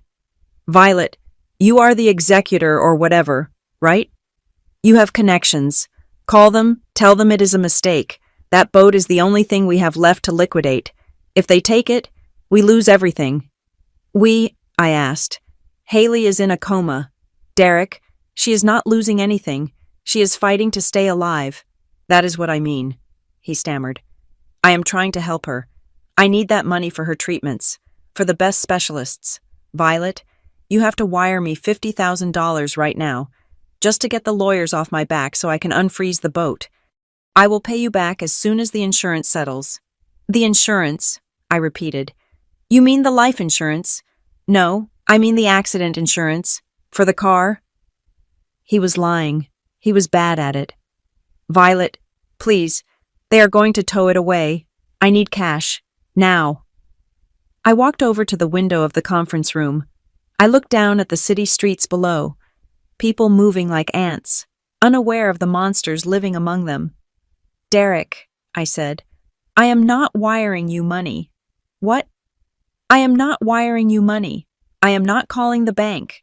I am not helping you save a boat that you were drinking champagne on yesterday while your wife was in surgery. I wasn't, he started, then stopped. You saw the post, Violet. That was an old photo. I was trying to project strength. For the business. Stop, I said. It was a command. Just stop talking. You are misunderstanding everything, he said, his voice dropping into that slick, condescending tone he used when he wanted to charm someone. You are emotional right now. You are upset. I get it. But you are making a mistake. We are on the same side here. I love her. If you love her, I said, gripping the phone until my knuckles turned white. Then why aren't you here? Why haven't you visited her once? I told you. I am handling the finances. I'm trying to save our future. There is no future, Derek, I said. There is only the present, and in the present, your wife is lying in a bed with a tube in her throat. So here is my advice. Stop worrying about the boat. Stop worrying about the money. Focus on Haley, because if she wakes up, she will have a lot to say. If, Derek said, the word came out sharp. What do the doctors say? Is she going to wake up? He didn't sound hopeful. He sounded terrified. That is none of your business, I said. Violet, listen to me, he hissed, the mask slipping completely now. The charm was gone. The panic was back, but it was edged with a threat. You do not know what you are doing. You need to unfreeze those accounts. I have obligations. I have people waiting. If I do not pay them, if I do not get that boat moving. He stopped himself, but it was too late. If you do not get the boat moving, what? I asked. What is the deadline, Derek? I have a deadline, he screamed, his control shattering. I have a filing deadline for the taxes. If I miss it, the IRS will take everything. You are destroying us. The IRS does not break kneecaps, Derek, I said calmly, and the IRS does not meet you in the engine room to disable GPS trackers. Silence, absolute, dead silence on the line. You are crazy, he whispered. You are paranoid. I am hanging up. I am coming to the hospital, and when I get there, you better have a check ready, or I will sue you for interference. Come to the hospital, I said. We will be waiting. I ended the call. I looked at Mara and Jonas. Jonas stopped the recording and saved the file. He said deadline, Jonas said, looking up with a grim smile. And he admitted he has people waiting. That is not tax talk. That is conspiracy. He also mentioned a file, I noted. He said filing deadline, but he stumbled. He meant a file, a physical file. I thought about the man in the suit. I thought about the envelope. I thought about the missing safe contents. He promised someone something, I said. He promised them a payout, or he promised them documents, and the boat was the delivery vehicle. My phone buzzed again. It was a text from Caleb. He is not coming to the hospital. He just got into a cab. He is heading west, back toward the city, but he is not going to the townhouse. I am tailing him. Let him go, I said to the room. He is running to his handler. He is going to try to explain why the plan failed. And when he does, he is going to lead us right to the rest of the rats. I walked back to the ICU room. Haley was still there, silent and still, but the air in the room felt different. The machinery didn't sound like a death knell anymore. It sounded like a countdown. I sat down and took her hand. He is scared. Hales, I whispered. He is running, and we are going to catch him. Caleb Stroud located Derek 30 minutes after he fled the marina. He was not heading to the airport. He was not heading to our parents' home in Connecticut to beg for forgiveness. He had retreated to a short-term rental apartment in Queens. tucked away in a nondescript brick building in Astoria that smelled of boiled cabbage and old cigarettes. "Do not go alone," Caleb said when I told him I was driving there. "The man is cornered. Cornered animals bite." "I am not going alone," I said. "You are coming with me, and I am bringing the papers." We arrived at the address just after midnight. The street was lined with double-parked cars and overflowing recycling bins. It was a far cry from the Tribeca townhouse or the polished deck of the Sea Lullaby. This was where Derek Vaughn went when the facade crumbled. This was the backstage area of his life. Caleb parked the car down the block. He checked the pistol holstered beneath his jacket, a habit from his Vice Squad days, though I had strictly forbidden him from using it unless we were under direct physical threat. "I stay at the door," Caleb instructed. "I am the witness. You are the principal. If he moves toward you, I step in. Otherwise, I am a statue." We took the elevator to the 4th floor. The hallway carpets were stained. I found Unit 4B and knocked. I did not pound. I knocked 3 times. Calm and precise. There was shuffling inside. The peephole darkened as someone looked through. Then, the sound of a chain sliding and a lock turning. The door opened. Derek stood there. The transformation was startling. In the 24 hours since the yacht photo, he had aged 5 years. His white linen shirt was wrinkled and stained with sweat. He hadn't shaved. His eyes were bloodshot, rimmed with dark circles that spoke of a sleepless, frantic night. He looked at me, then at Caleb standing silently behind my left shoulder. He didn't look surprised. He looked resigned. "You found me," he said. His voice was hoarse. "Congratulations. Did you bring the police?" "Not yet," I said. "May I come in?" He stepped back, leaving the door open. It was an invitation born of exhaustion. The apartment was a studio. It was a disaster. A suitcase lay open on the floor, clothes spilling out as if they had been thrown in by the handful. On the small kitchenette table, a bottle of scotch was half empty. Next to it was a laptop, the screen glowing with a spreadsheet that looked like a maze of red numbers. And everywhere, there were crumpled receipts and legal pads covered in frantic scribbles. I walked to the center of the room. I did not sit down. I wanted to loom. "What do you want? Violet?" Derek asked. He walked to the table and picked up the glass of scotch. His hand was shaking. "You took the boat. You froze the accounts. You turned off my credit cards. I tried to buy a MetroCard an hour ago and it was declined. I had to hop the turnstile. Are you happy?" "I am not happy, though," I said. "My sister is in a coma. Happiness is not currently on my agenda." "Then what is this?" He gestured around the room with the glass, splashing amber liquid onto the floor. "A victory lap. You want to see me squirm." "I want the truth," I said, "and I am here to give you one chance to tell it before the narrative is set in stone." "There is no truth," he snapped. "There is just an accident, a tragic accident, and a sister-in-law who has always hated me taking advantage of the situation to ruin me." I reached into my bag and pulled out a file folder. I tossed it onto the table, right on top of his laptop. "I know about the loans, Derek," I said. "I know about Apex Capital. I know about the $25,000 consulting fee you paid to a shell company. I know about the power of attorney you bullied her into signing." He flinched. "I didn't bully her. She trusts me." "She trusted you," I corrected. "Past tense. And then there is the insurance. $6 million. Double indemnity." He laughed. It was a dry, cracking sound. "That is standard financial planning. I am a businessman. I mitigate risk." "You created the risk," I said. "We know about the supplement, Derek, the green powder.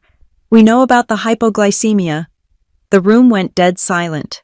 The hum of the refrigerator seemed to roar. Derek froze. He set the glass down slowly.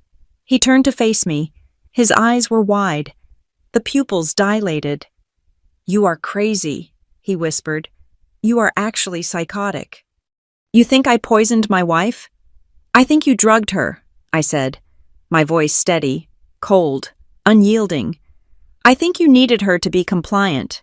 I think you needed her confused so she would sign that power of attorney, and I think you miscalculated the dose, or the timing, and she crashed the car before you were ready. That is insane, he said. That is libel. I will sue you. With what money? I asked. You do not have a lawyer. Derek, you do not have a retainer. You have a bottle of cheap scotch and a suitcase full of dirty laundry. He ran a hand through his hair, pacing the small length of the room. He looked like a trapped rat looking for a hole in the baseboards. You do not understand, he muttered. You have always been the perfect one, the corporate superstar. You do not know what it is like to be drowning. I was trying to fix it. I was trying to get us back to zero. By betting on her death. No, he shouted. He slammed his hand on the table. I didn't want her to die, I just needed time. I needed the assets to be liquid. So you disabled the GPS on the yacht, I said. Why, where were you going? He stopped pacing. He looked at me, and for a second, I saw pure terror in his eyes. Not terror of me, terror of something else. I was going to fix it, he said. I had a deal, a transition. If I could just move the boat. Move it where? It does not matter now, he yelled. You chained it to the dock. You killed the deal. And the man in the suit? I pressed. The one you were celebrating with while Haley was in surgery, the one who was waiting for a payout. Who is he? Derek's face went pale. You saw him. I see everything. Derek, I have photos. I have logs. I have the marina technician on tape. He slumped against the counter. The fight seemed to drain out of him. He looked at the floor. It was an accident, he said softly. The car crash. It wasn't supposed to happen then. She was supposed to be at home. She was supposed to be sleeping. My heart hammered against my ribs. I kept my face impassive. So you admit you gave her something to make her sleep? I gave her a supplement, he insisted, but his voice lacked conviction. To help her relax. She was stressed. I was stressed. If she was just out of it for a few days, I could handle the transfer, I could sign the papers, I could get the money to pay off the debt, and she would never have to know how close we came to losing the house. So you drugged her to rob her, I said. I was borrowing, he pleaded. I was going to put it back, but then she got in the car. She wasn't supposed to drive. And now, he looked up at me, his eyes wet with self-pity. Now she's in a coma, and you are here stripping the flesh off my bones. You did not visit her, I said. You were drinking champagne. I had to keep up appearances, he argued. The investors were watching. If I looked weak, the deal would collapse. I had to celebrate. I had to pretend everything was fine. And if she wakes up, I asked. It was the trap. I laid it gently, right at his feet. Derek looked at me. He blinked. He wiped his mouth with the back of his hand. She can't, he muttered. Excuse me? He caught himself, but the words were already in the air, heavy and damning. If she wakes up right now, in the middle of this mess with the boat seized and the accounts frozen, she will ask questions. She will look at the records. He looked me dead in the eye, and the mask slipped completely. If she wakes up, Violet, everything becomes complicated. The timeline doesn't work. The insurance investigation starts. The lenders come for me. It is better if she rests, just for a little while longer, until I can fix this. I felt a chill go through me that was colder than the ICU. He hadn't just said it was complicated. He had implied that her consciousness was an inconvenience. He preferred her in a coma. It bought him time. I nodded slowly. I had what I needed. I didn't need a confession of murder. I needed a confession of motive. I needed proof that his interests were directly opposed to her survival. Thank you, Derek, I said. You have been very clear. I turned to leave. Wait, he said. He stepped forward. You are not going to the police with this. It is circumstantial. You have nothing. I have enough, I said. He moved toward me. It was a subtle shift, a tensing of his shoulders. From the doorway, Caleb cleared his throat. It was a deep rumble of a sound. He stepped into the light, his hands loose at his sides, his gaze locked on Derek. Derek stopped. He looked at Caleb, then back at me. He saw the calculation in my eyes. He realized that any physical move he made would end very badly for him. "Get out," Derek hissed. "Get out of my house." "It is a rental," I said. "And since you have no money, I imagine you will be evicted from here soon too." We left him standing in the ruin of his temporary life, in the car. Caleb handed me a small digital recorder. "Did you get it?" "I got it," I said. He admitted the drugging was to keep her compliant. He admitted her waking up is a threat to him. That is enough for the civil suit. Is it enough for the cops? "It helps," Caleb said.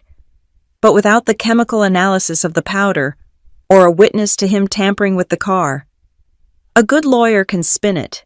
He will say he was a desperate husband making bad choices, not a killer." "Then we make sure he doesn't get a good lawyer," I said. I was wrong about that. 2 days later, at the preliminary hearing for the emergency guardianship and asset freeze, the doors of the courtroom opened, and in walked Cole Sutter.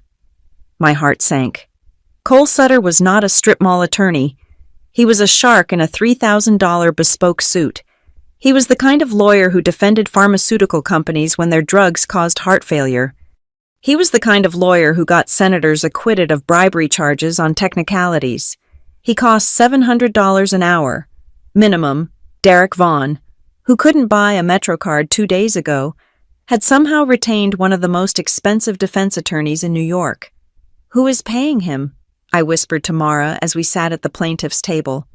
"I do not know," Mara said, her face grim. "But whoever it is, they have deep pockets, and they want Derek protected." The hearing was brutal. I took the stand. I testified about the loans, the power of attorney, the yacht, the lack of hospital visits. I played the recording of Derek saying, "If she wakes up, everything becomes complicated." It felt damning. It felt like a slam dunk. Then Cole Sutter stood up. He didn't shout. He smiled. He looked at the judge, a tired man named Justice Galloway, with an expression of shared, weary wisdom. "Your Honor," Sutter began, his voice smooth as oil. "Ms. Holmes is clearly a grieving sister. We empathize with her pain, but let us look at the facts, not the emotions." He walked over to the podium. "My client is a businessman who made risky investments. Is that a crime?" "No, that is capitalism. He took out loans, legal loans. He obtained a power of attorney from his wife because she was suffering from fatigue that we now know was likely the precursor to her medical episode. He was trying to protect their estate." He turned to me. "Ms. Holmes, you claim my client drugged his wife. Do you have a toxicology report identifying a specific poison?" The doctors found hypoglycemia," Sutter interrupted, "which can be caused by a dozen natural factors, including the very fatigue she was complaining of. Do you have a video of him spiking her drink? Do you have the bottle?" "No, but..." "You claim he tampered with the car. Do you have a mechanic's report stating the brake lines were cut? Do you have a witness?" "No." "So what you have," Sutter said, spreading his hands wide, "is a financial mess, a tragic accident, and a husband who is being persecuted by a wealthy, powerful family who never thought he was good enough for their daughter." He turned back to the judge. "This is not a murder plot, Your Honor. This is a witch hunt. Ms. Holmes has seized my client's assets based on paranoia. She has left him destitute. She is using her corporate resources to bully a man whose wife is fighting for her life." He paused for effect. "Everything they have presented is circumstantial, every single piece of it, and on the basis of maybe and what if, they have destroyed a man's life." I watched the judge. He was nodding slowly. "Mr. Sutter makes a compelling point regarding the evidence threshold for the asset seizure," Justice Galloway said. "While Mr. Vaughn's financial conduct is concerning the accusation of attempted murder is a leap the court cannot take without physical evidence." I felt the blood drain from my face. We were losing. We had the truth, but they had the narrative. Cole Sutter smirked at me. It was a tiny, imperceptible movement of his lips. I looked at Derek. He wasn't looking at me. He was looking at the back of the courtroom. I turned around. Sitting in the last row, in the shadows, was the man in the suit, The man from the boat. The man with the scar. He wasn't watching the judge. He was watching Derek. And suddenly, I knew who was paying for Cole Sutter. Derek wasn't the client. Derek was the loose end, and they had hired the best lawyer in the city not to save him, but to keep him quiet. The courtroom air was stale, recycled, and smelled faintly of floor wax and expensive cologne. It was the scent of a system designed to strip the emotion out of tragedy and reduce human life to a series of permissible or inadmissible facts. I sat at the plaintiff's table, my hands clasped so tightly together that my knuckles were white. Beside me, Mara Kingsley was scribbling furiously on a legal pad, her jaw set in a hard line. Jonas Pike was leaning back in his chair, staring at the ceiling, calculating odds that were rapidly dropping. Cole Sutter, Derek's high-priced defense attorney, was standing at the podium. He looked like he had been born in that suit. He radiated a calm, predatory confidence that made my stomach turn. "Your Honor," Sutter said, his voice filling the room without being loud. "We are 3 hours into this hearing, and what do we have? We have speculation. We have a grieving sister who is understandably looking for someone to blame. We have a financial record that shows my client was struggling. Yes, but since when is debt a precursor to murder?" He turned to look at Derek. Derek was putting on the performance of a lifetime. He was sitting with his head bowed, a tissue clutched in his hand. He wore a dark navy suit that was modest, almost somber. He sniffled at exactly the right intervals. He looked broken. He looked like a man who had almost lost his wife and was now being persecuted by her cold, corporate sister. "The plaintiff claims Mr. Vaughn poisoned his wife," Sutter continued, gesturing vaguely toward our table. "But they have no poison. They claim he tampered with her car, but they have no cut brake lines. They have text messages about a green drink. Your Honor, if drinking a kale smoothie is grounds for an attempted murder investigation, half of Manhattan should be in handcuffs." A few people in the gallery chuckled. The judge, Justice Galloway, did not smile, but he did not stop them either. "Objection," Mara said, standing up. "Counsel is trivializing the evidence. The toxicology report indicates a massive insulin spike." "Sustained," Galloway said, peering over his glasses. "Stick to the facts, Mr. Sutter." "The facts are all I want, Your Honor," Sutter said smoothly. "And the fact is, the prosecution has failed to place a weapon in my client's hand. They have failed to place him at the scene of the accident. They are asking this court to destroy a man's life based on a theory." He sat down. I felt a cold sweat prickling at the back of my neck. He was winning. He wasn't winning on the truth, but he was winning on the procedure. "Call your next witness," Galloway said. "We call Dr. Evan Hart," Mara announced. Dr. Hart took the stand. He looked uncomfortable. He was a surgeon, a man of science, not a performer. He adjusted his glasses and swore to tell the truth. Mara walked him through the medical findings efficiently, the bruising, the internal bleeding, and then the blood work. "Dr. Hart," Mara asked, "can you explain to the court what you found in Mrs. Vaughn's blood panel upon admission?" "We found a glucose level of 32, Hart said clearly, and a correspondingly high level of insulin that did not match her body's natural production capabilities. The C-peptide test confirmed the insulin was exogenous. It came from outside her body. In your professional opinion, could this level of hypoglycemia cause a driver to lose consciousness?" "Absolutely," Hart said. "At that level, cognitive function ceases. She would have blacked out before she even realized what was happening." "Thank you," Mara said. "Your witness." Sutter stood up. He didn't walk to the podium this time. He walked right up to the witness box, invading Hart's space just enough to be intimidating. "Dr. Hart," Sutter said pleasantly, "you stated the insulin was exogenous. That means it was injected or ingested, correct?" "Correct. Did you see my client inject her?" "No." "Did you see my client feed her anything?" "No." "Is it possible," Sutter asked, leaning on the railing, "that a person could take insulin themselves, perhaps by accident, or perhaps for weight loss, It is a known trend in certain circles. Is it not? Hart hesitated. It is medically possible for someone to self-administer. Yes. But given her history— Thank you, doctor. Sutter cut him off. And let us talk about the hypoglycemia itself. Is it possible for a severe infection or a tumor to cause similar readings? It is rare, but— Yes or no? Doctor, is it possible? It is possible, Hart admitted, looking defeated. So, Sutter turned to the judge, spreading his hands. We have a medical condition that could be self-inflicted, accidental, or natural. We have no witness to a crime. We have no weapon. We have nothing. Dr. Hart stepped down. He looked at me as he walked past, his eyes apologetic. I nodded at him. It wasn't his fault. The law required certainty, and medicine dealt in probabilities. Justice Galloway cleared his throat. He looked at his watch. Ms. Kingsley, the judge said, addressing Mara. Mr. Pike, I am going to be frank with you. You are asking for an extended injunction on Mr. Vaughn's assets and a referral for a criminal grand jury. The bar for that is high.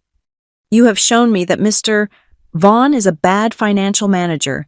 You have shown me that his wife had a medical episode. You have not connected the two. Your Honor, we have the motive, Jonas argued, standing up. The insurance policy, the debt. Motive is not a crime, Galloway said sharply. Lots of people have debt. Lots of people have life insurance. If you do not have direct evidence linking him to the act of harming her, or evidence of a conspiracy to do so, I am inclined to lift the asset freeze and dismiss the petition for criminal inquiry. I will give you until tomorrow morning to present something substantive. Otherwise, Mr. Vaughn walks out of here with his checkbook and his freedom. He banged the gavel. Court is in recess until 9 a.m. I watched Derek. He stood up and buttoned his jacket. He didn't look at me. He looked at Cole Sutter and shook his hand.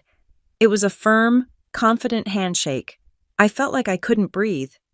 I walked out of the courtroom, my heels clicking on the marble floor. The sound echoed like a countdown. We had fewer than 20 hours. We retreated to a small coffee shop 2 blocks from the courthouse. It was raining outside, a gray, miserable drizzle that matched my internal landscape. We sat at a corner booth. Mara looked furious. Jonas looked tired. He is going to get away with it, I said. My voice was hollow. He is going to walk, and then he is going to pull the plug on her. He cannot pull the plug, Mara said, aggressively stirring her tea. The guardianship hearing is separate. We can still fight for control of her medical care. But he will have the money, I said. He will have the resources to fight us for years, and he will vanish. He will take the insurance payout when she goes, and he will disappear onto an island somewhere. We need a link, Jonas said, rubbing his temples. We need to bridge the gap between the debt and the accident. The judge is right. We have smoke, but we do not have fire. I looked out the window. People were rushing by with umbrellas, living their normal lives. I hated them. I hated their ignorance. I hated that the world kept spinning while my sister was lying in a bed, suspended between life and death, with her husband waiting to cash the check. I failed her, I whispered. I thought I was so smart. I thought I could outmaneuver him with money and logic, but logic does not work against a liar who pays for a $700 an hour shield. My phone buzzed on the table. I ignored it. It buzzed again, and again. I looked down. It was Caleb. I picked it up. Tell me you have something. Caleb, because we are sinking. Do not speak, Caleb said. His voice was different. It wasn't his usual calm, detached tone. It was breathless. He was moving. Put me on speaker. Are the lawyers there? Yes, I said, hitting the button. We are all here. I am at the precinct, Caleb said. I have someone with me. You remember Rodriguez? The technician from the marina? The one who was too scared to talk, I asked. He is not scared of Derek anymore, Caleb said. He is scared of the police. I showed him the photos of the scuttled boat. I told him that if he didn't come forward now, he would be charged as an accessory to insurance fraud and destruction of evidence. He cracked. Is he willing to testify? Jonas asked, leaning into the phone. Better, Caleb said. He has insurance of his own. There was a rustling sound on the line, like a phone being passed. Then, a click. A new voice filled the small booth. It was tinny, recorded, and slightly distorted by wind, but it was unmistakable. I do not care about the regulations. Man, just do it. It was Derek. Mr. Vaughn, I cannot just wipe the logs, another voice Rodriguez said. The system keeps a backup. If the Coast Guard checks, then swap the unit. Derek's voice snapped. It was angry, desperate. Rip the whole thing out. Put in a new one. I need the history gone. I need it to look like this boat has been sitting at the dock for the last 2 weeks. Can you do it or not? It will cost you double. I will pay you triple. Just make sure that if anyone looks at that GPS, it shows I was nowhere near the water on October 22nd. The recording ended. I stared at the phone. My heart had started beating again, a hard, thumping rhythm. October 22nd, I whispered. That was the day before the accident. Exactly, Caleb said, coming back on the line. He wasn't just hiding a future trip. He was hiding a past trip. He took the boat out the day before Haley crashed. He met someone. The man in the suit, I said. I identified him, Caleb said. I ran facial recognition through an old contact at the FBI. His name is Victor Volkov. He is not a loan shark. Violet. He is a broker. A broker for what? Identities, Caleb said. Passports, clean slates. He specializes in making rich people disappear when the heat gets too high. Derek wasn't paying off a debt. He was buying a new life. He was going to run, Mara said, her eyes widening. He was going to kill her for the insurance money, pay Volkov for a new identity, and vanish. And here's the kicker, Caleb said. Rodriguez says Derek came back to the boat after the accident to check if the job was done. He was frantic. He told Rodriguez, the timeline moved up. I need the boat ready to move by Tuesday. Tuesday, I said. That is tomorrow. This establishes premeditation, Jonas said, grabbing his briefcase. This proves he was taking steps to conceal his movements and flee the jurisdiction immediately following the death of his wife. It destroys the grieving husband act. It destroys the accident theory. Flight is evidence of guilt. And tampering with the GPS is a felony, Mara added. We can get the judge to admit this. It is a direct action taken by the defendant to obstruct justice. Get back to the courthouse, Caleb said. I am bringing Rodriguez and the raw audio file. We are 5 minutes away. I stood up. The despair that had crushed me 2 minutes ago was gone, replaced by a cold, burning purpose. Let us go, I said. We ran back to the courthouse in the rain. I didn't care that my coat was soaking wet. I didn't care that my hair was plastered to my forehead. We filed an emergency motion to introduce new evidence. Because the hearing technically wasn't closed, it was just in recess. Justice Galloway agreed to review it in chambers before formally reconvening. When we walked back into the courtroom an hour later, the atmosphere had shifted. Cole Sutter looked annoyed. He checked his watch, tapping his foot. Derek looked bored. He was scrolling on his phone, probably checking the news, confident that he had won. Justice Galloway entered. He did not look tired anymore. He looked angry. Mr. Sutter, the judge said, his voice booming. Please approach the bench.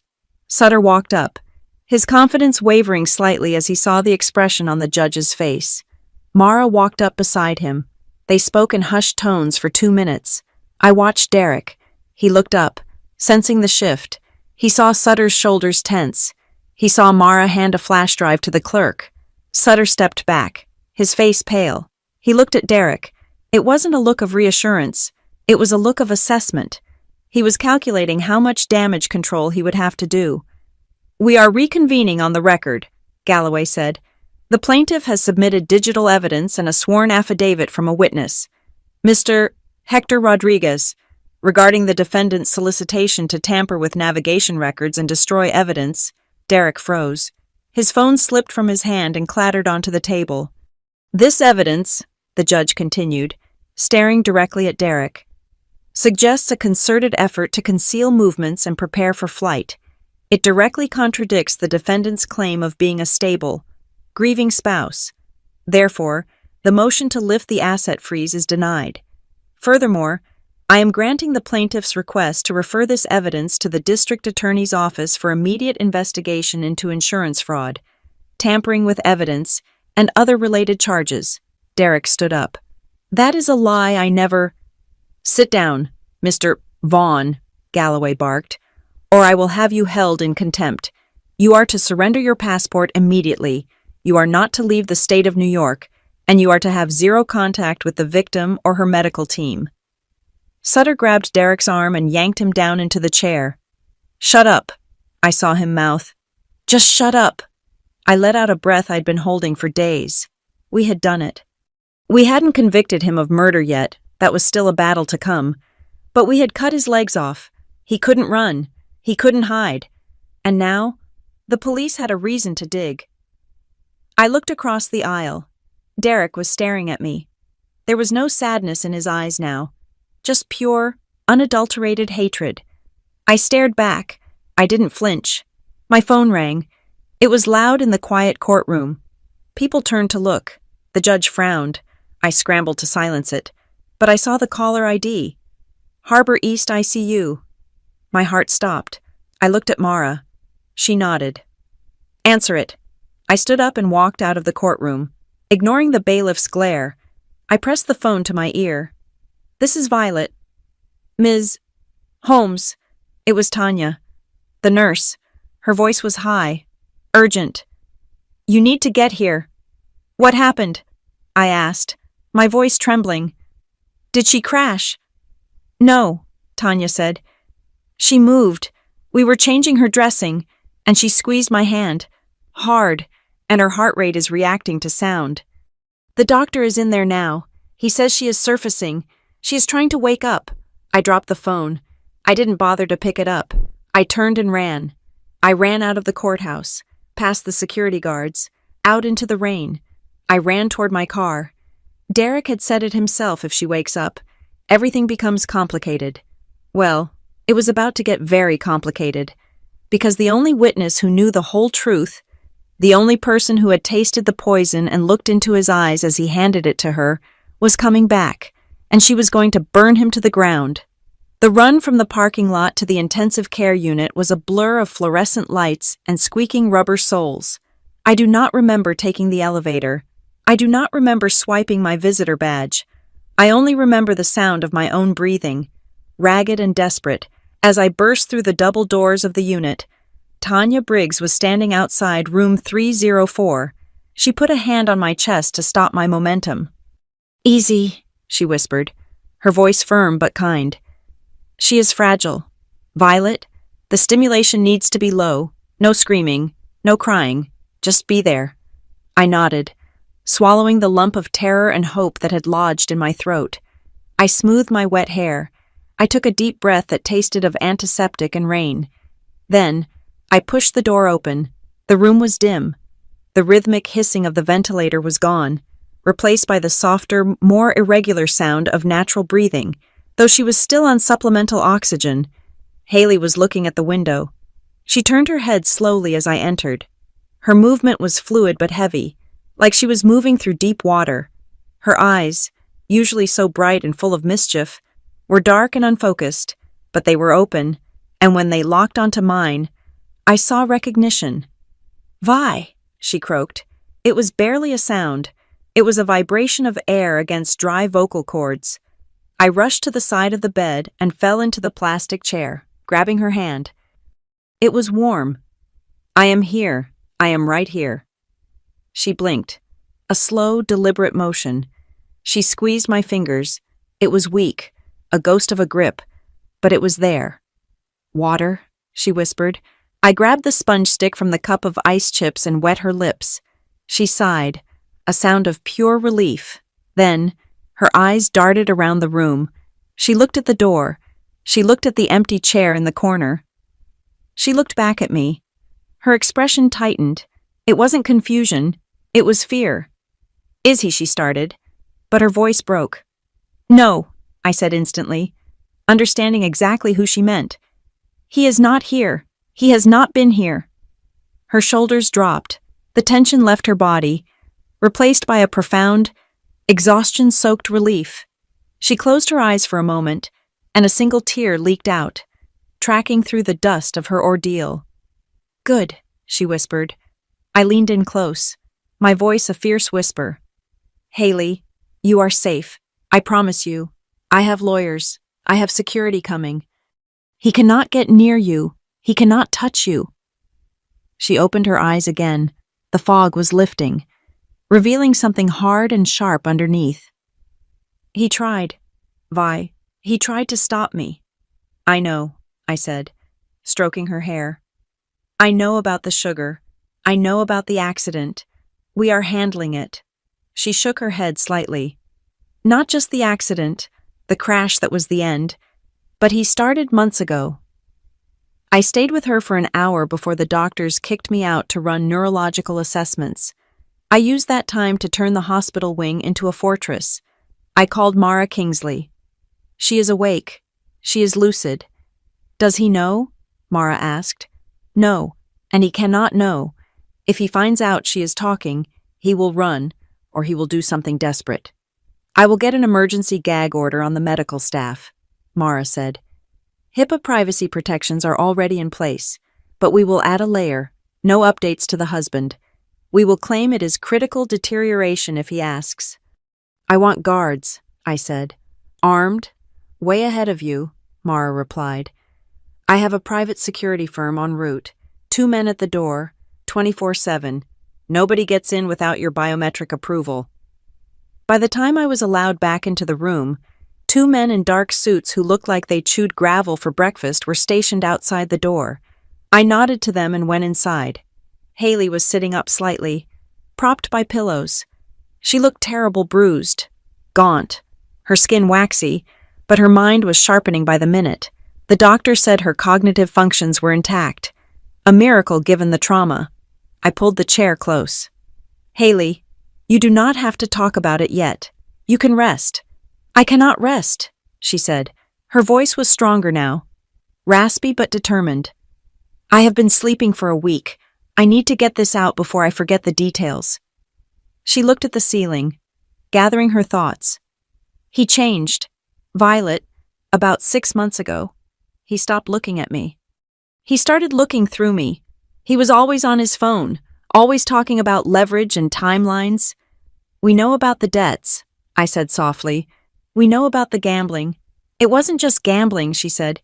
He was buying things, expensive things, not for us, for himself, watches, suits, and that powder. My stomach tightened. The green drink. He called it vitality, she said, a bitter smile twisting her lips. He was so sweet about it. He would bring it to me in bed. He said I looked tired. He said I needed nutrients for the baby. I froze. The baby? Haley looked down at her stomach, her hand hovering over the hospital blanket, her eyes filled with tears again. I was pregnant, Vi, she whispered. 8 weeks. We hadn't told anyone yet. We wanted to wait for the first trimester scan. I felt the blood drain from my face. Did he know? Yes, she said. I told him the day before he started giving me the drinks. He looked panicked. He said it was bad timing. He said we weren't ready financially. But then the next day, he came home with the powder and said he wanted to take care of me. I felt a surge of nausea so violent I had to grip the bed rail to stay upright. He hadn't just drugged his wife. He had drugged his pregnant wife. He had tried to kill his own unborn child because it was a financial liability. I lost it. Didn't I? She asked, looking at me. I nodded, tears streaming down my face. The trauma from the crash, the surgery, I am so sorry. Hales, she didn't cry. She just stared at the wall, her expression hardening into something akin to stone. I knew, she said. Toward the end, the dizziness wasn't normal. I would drink the shake. And 20 minutes later, My hands would shake. I would get confused. I would forget words. Why did you keep drinking it? Because I trusted him, she said simply. And then I didn't. She turned to look at me, her eyes intense. 2 days before the crash, he left his laptop open. He was in the shower. I never check his things. You know me. I respect privacy. But something instinct made me look. What did you see? He hadn't closed his tabs, she said. He had been searching for symptoms of severe hypoglycemia, how to induce insulin shock, and accidental death payout timelines. Oh, God, I whispered. I tried to forward the history to myself, Haley said, but he has keyloggers on everything. If I sent an email, he would know. If I used the cloud, he would get a notification. So what did you do? I am a photographer, Vi, she said. I capture things. I document. She reached out and grabbed my arm. The underwater housing, the one for the Canon R5, the big orange case. The gift? I asked, confused. I brought it. It is in the car. No, she shook her head. Not the new one. The old one. The scratched one I keep on the shelf in the studio at the townhouse. The one I told him was broken. I know it, I said. What about it?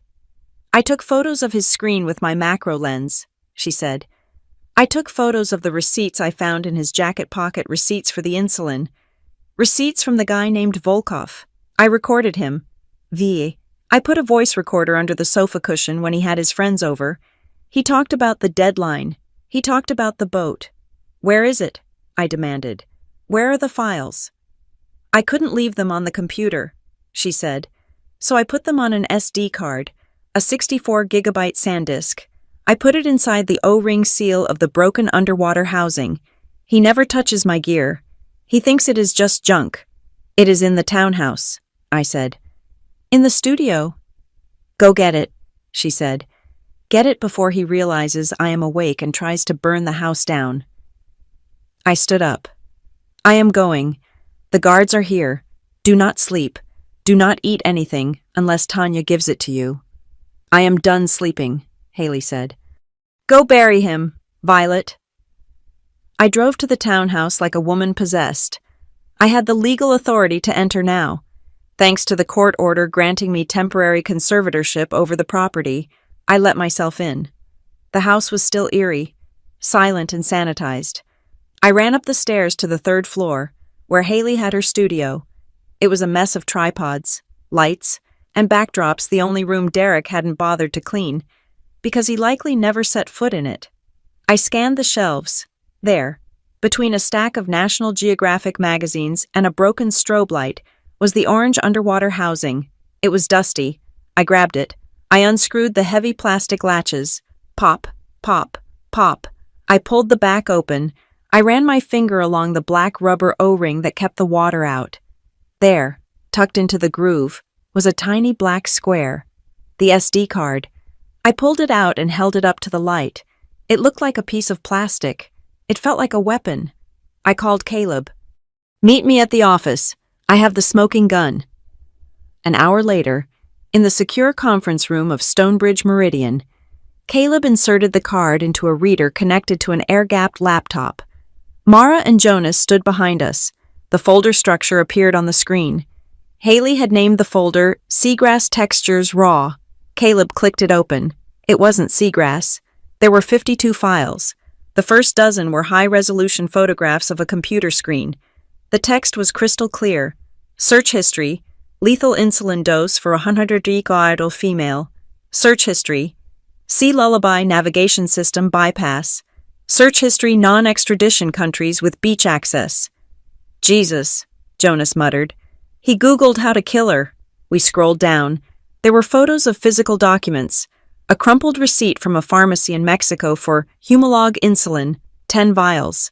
A handwritten note on a napkin that read, Transfer 2M to Volkov by Nov 1. Boat leaves Nov 2. November 1st, I said. That is next week. Then came the audio files. Caleb clicked play on the one dated October 21st. The sound was muffled at first, then cleared up.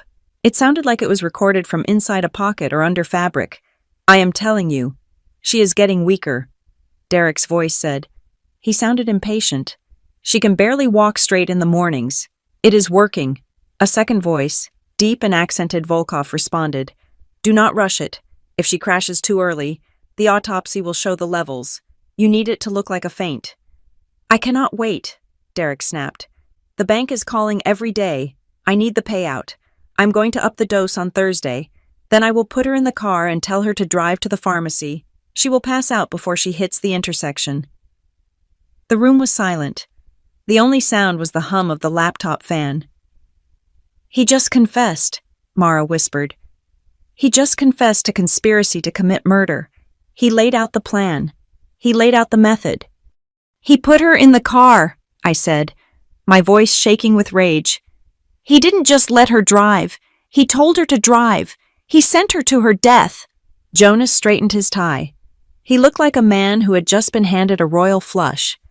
This is it, Jonas said. This is not circumstantial. This is direct evidence recorded by the victim. It authenticates the search history. It authenticates the motive. It connects Volkov. What do we do? I asked. We do not wait for the police, Jonas said. We go back to Justice Galloway. We file an emergency motion to reopen the evidentiary hearing immediately. We get a warrant for Derek's arrest issued from the bench. Can we do that tonight? For this, Jonas smiled, a shark-like grin. I will wake the judge up myself. We moved fast. The motion was filed electronically at 7 p.m. The clerk flagged it as exigent circumstances. At 8:30 p.m., my phone rang. It was not the judge. It was Cole Sutter, Derek's lawyer. I put it on speaker. Ms. Holmes, Sutter said. He didn't sound smooth anymore. He sounded breathless. We just received electronic service of your new filing. I assume this is some kind of mistake. No mistake, Mr. Sutter, I said coolly. You are claiming to have audio recordings, Sutter asked, of my client. Recorded without his consent. That is inadmissible in... Actually, Jonas cut in, leaning over the phone.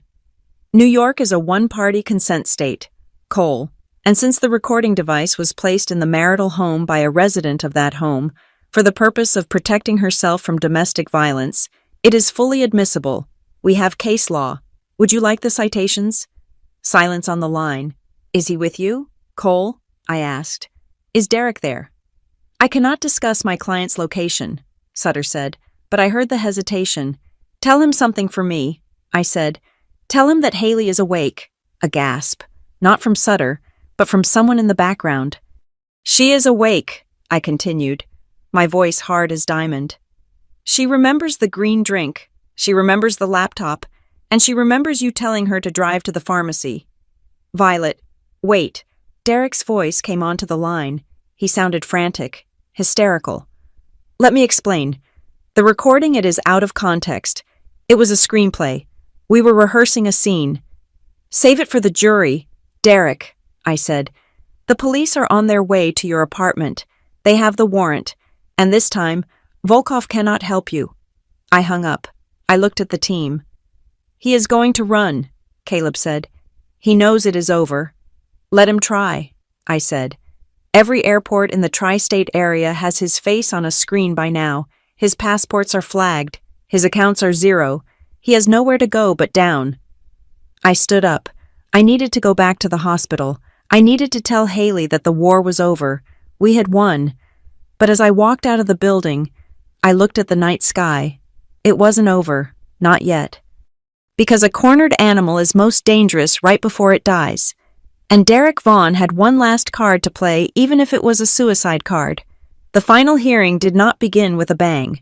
It began with the squeak of rubber wheels on a marble floor. The courtroom was packed. The press had caught wind of the socialite yacht poisoning scandal, and the gallery was a sea of reporters and curious onlookers. Derek sat at the defense table, looking pale but composed. His suit was freshly pressed.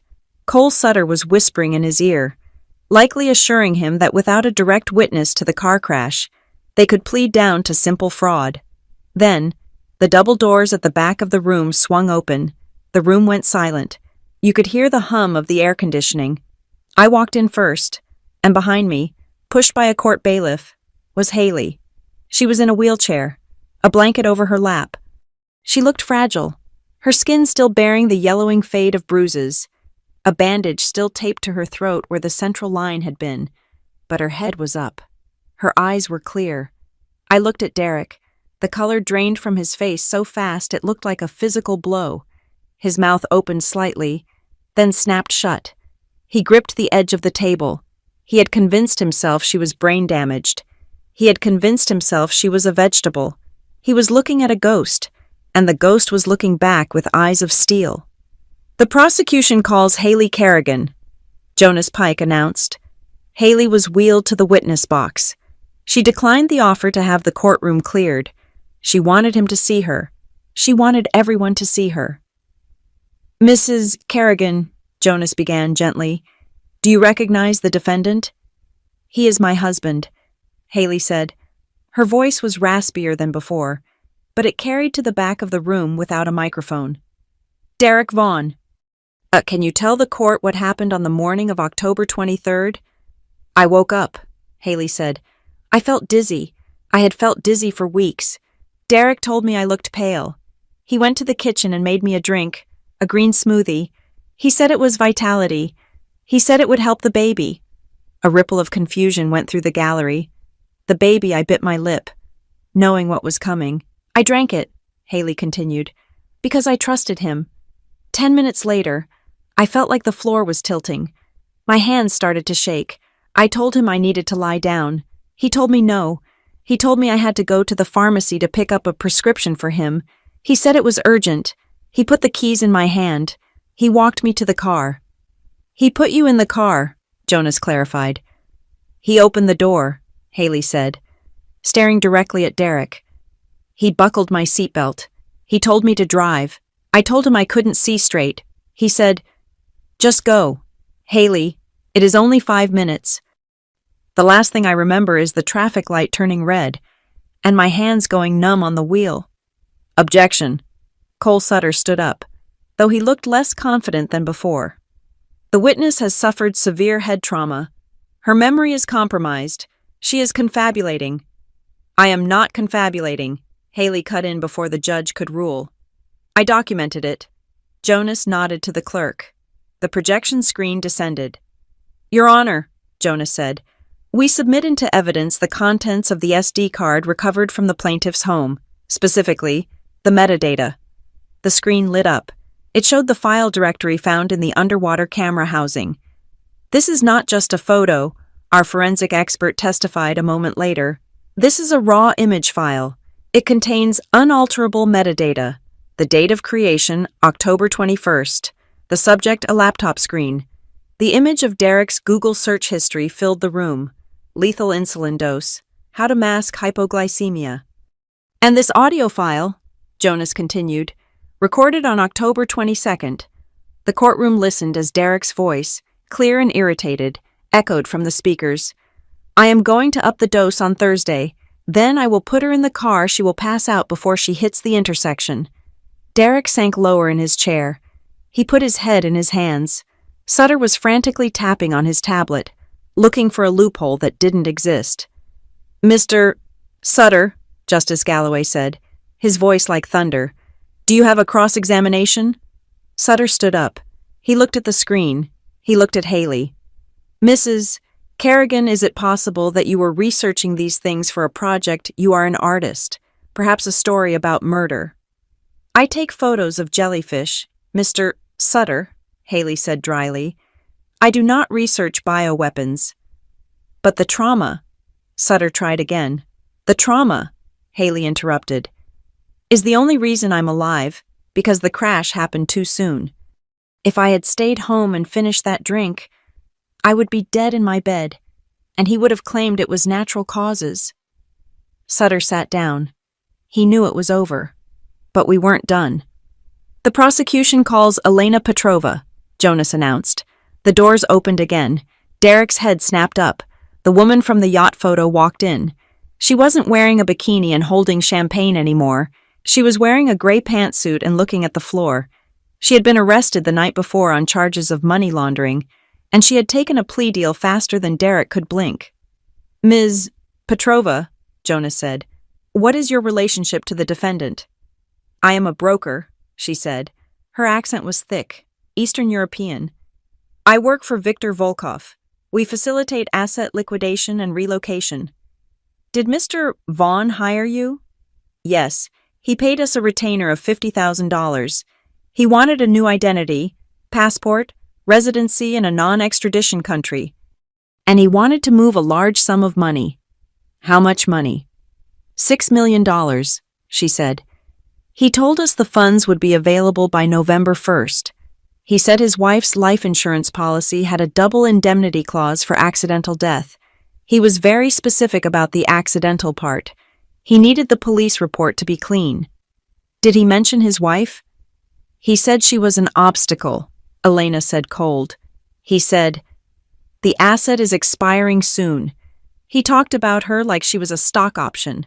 The gallery erupted. The judge banged his gavel, his face red with fury. "Order!" Galloway shouted. "Order in this court!" Derek stood up. He couldn't help himself. The pressure cooker had exploded. "I didn't mean to kill her," he screamed. The room went dead silent.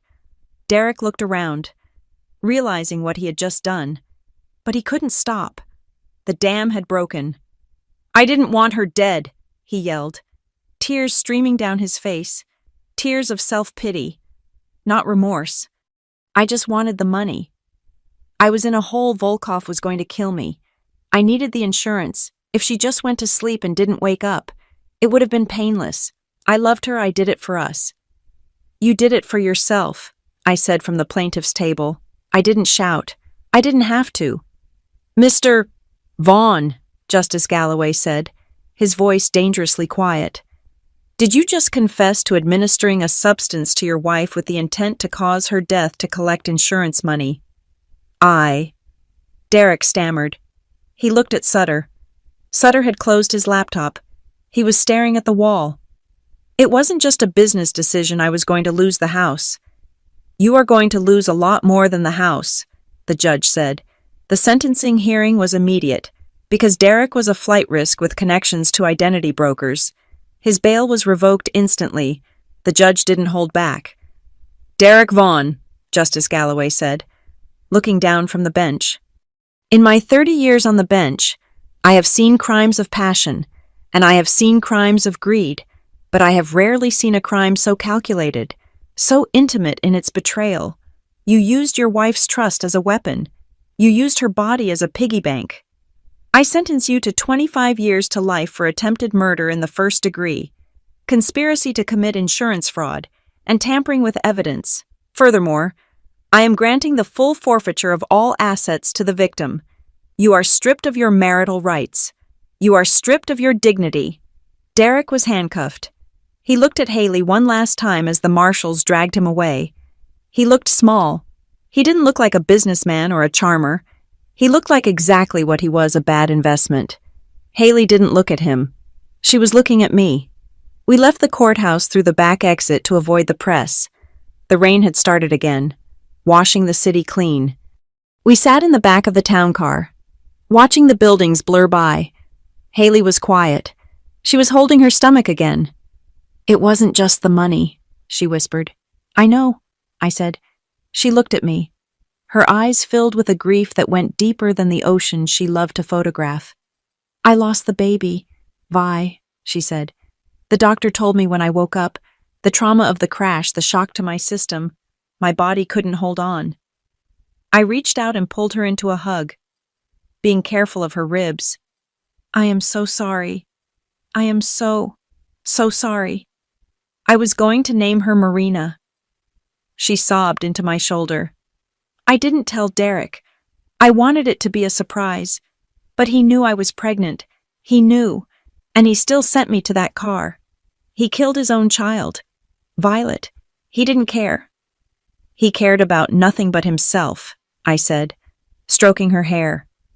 "But he is gone. He is in a cage. He can never hurt you again." "I feel empty," she said. "I know," I said. "But we will fill it back up. Not with things. Not with money. With life. 2 months later, the Sea Lullaby was sold. We didn't want it. We didn't want the memories attached to that teak deck or the champagne stains of a celebration held while Haley was bleeding. We sold it to a charter company in Florida. The proceeds, all $300,000 of it, didn't go into Haley's bank account. We started the Marina Kerrigan Foundation. It was a grant program for underwater photographers and ocean conservationists. It was a way to turn a vessel of betrayal into a vessel of beauty. I sat with Haley on the balcony of my parents' house in Connecticut. It was December now. The air was cold, but the sun was bright. Haley was out of the wheelchair. She was walking with a cane, but the doctors said she would be diving again by summer. She held a camera in her lap, the new one I had bought her for that ruined birthday. She was taking pictures of the birds on the feeder. "You know," she said, looking through the viewfinder, "I used to think you were cold. Vi, all business, all contracts." "I was," I admitted, sipping my coffee. "I thought I could control the world with spreadsheets." "You saved my life," she said, lowering the camera. "You didn't just win a lawsuit. You fought for me when I couldn't fight. You listened to the silence in the house." "I should have listened sooner," I said. "I should have listened when you sent those emails about the liquidity. I should have listened when you said you were tired." "We are listening now," she said.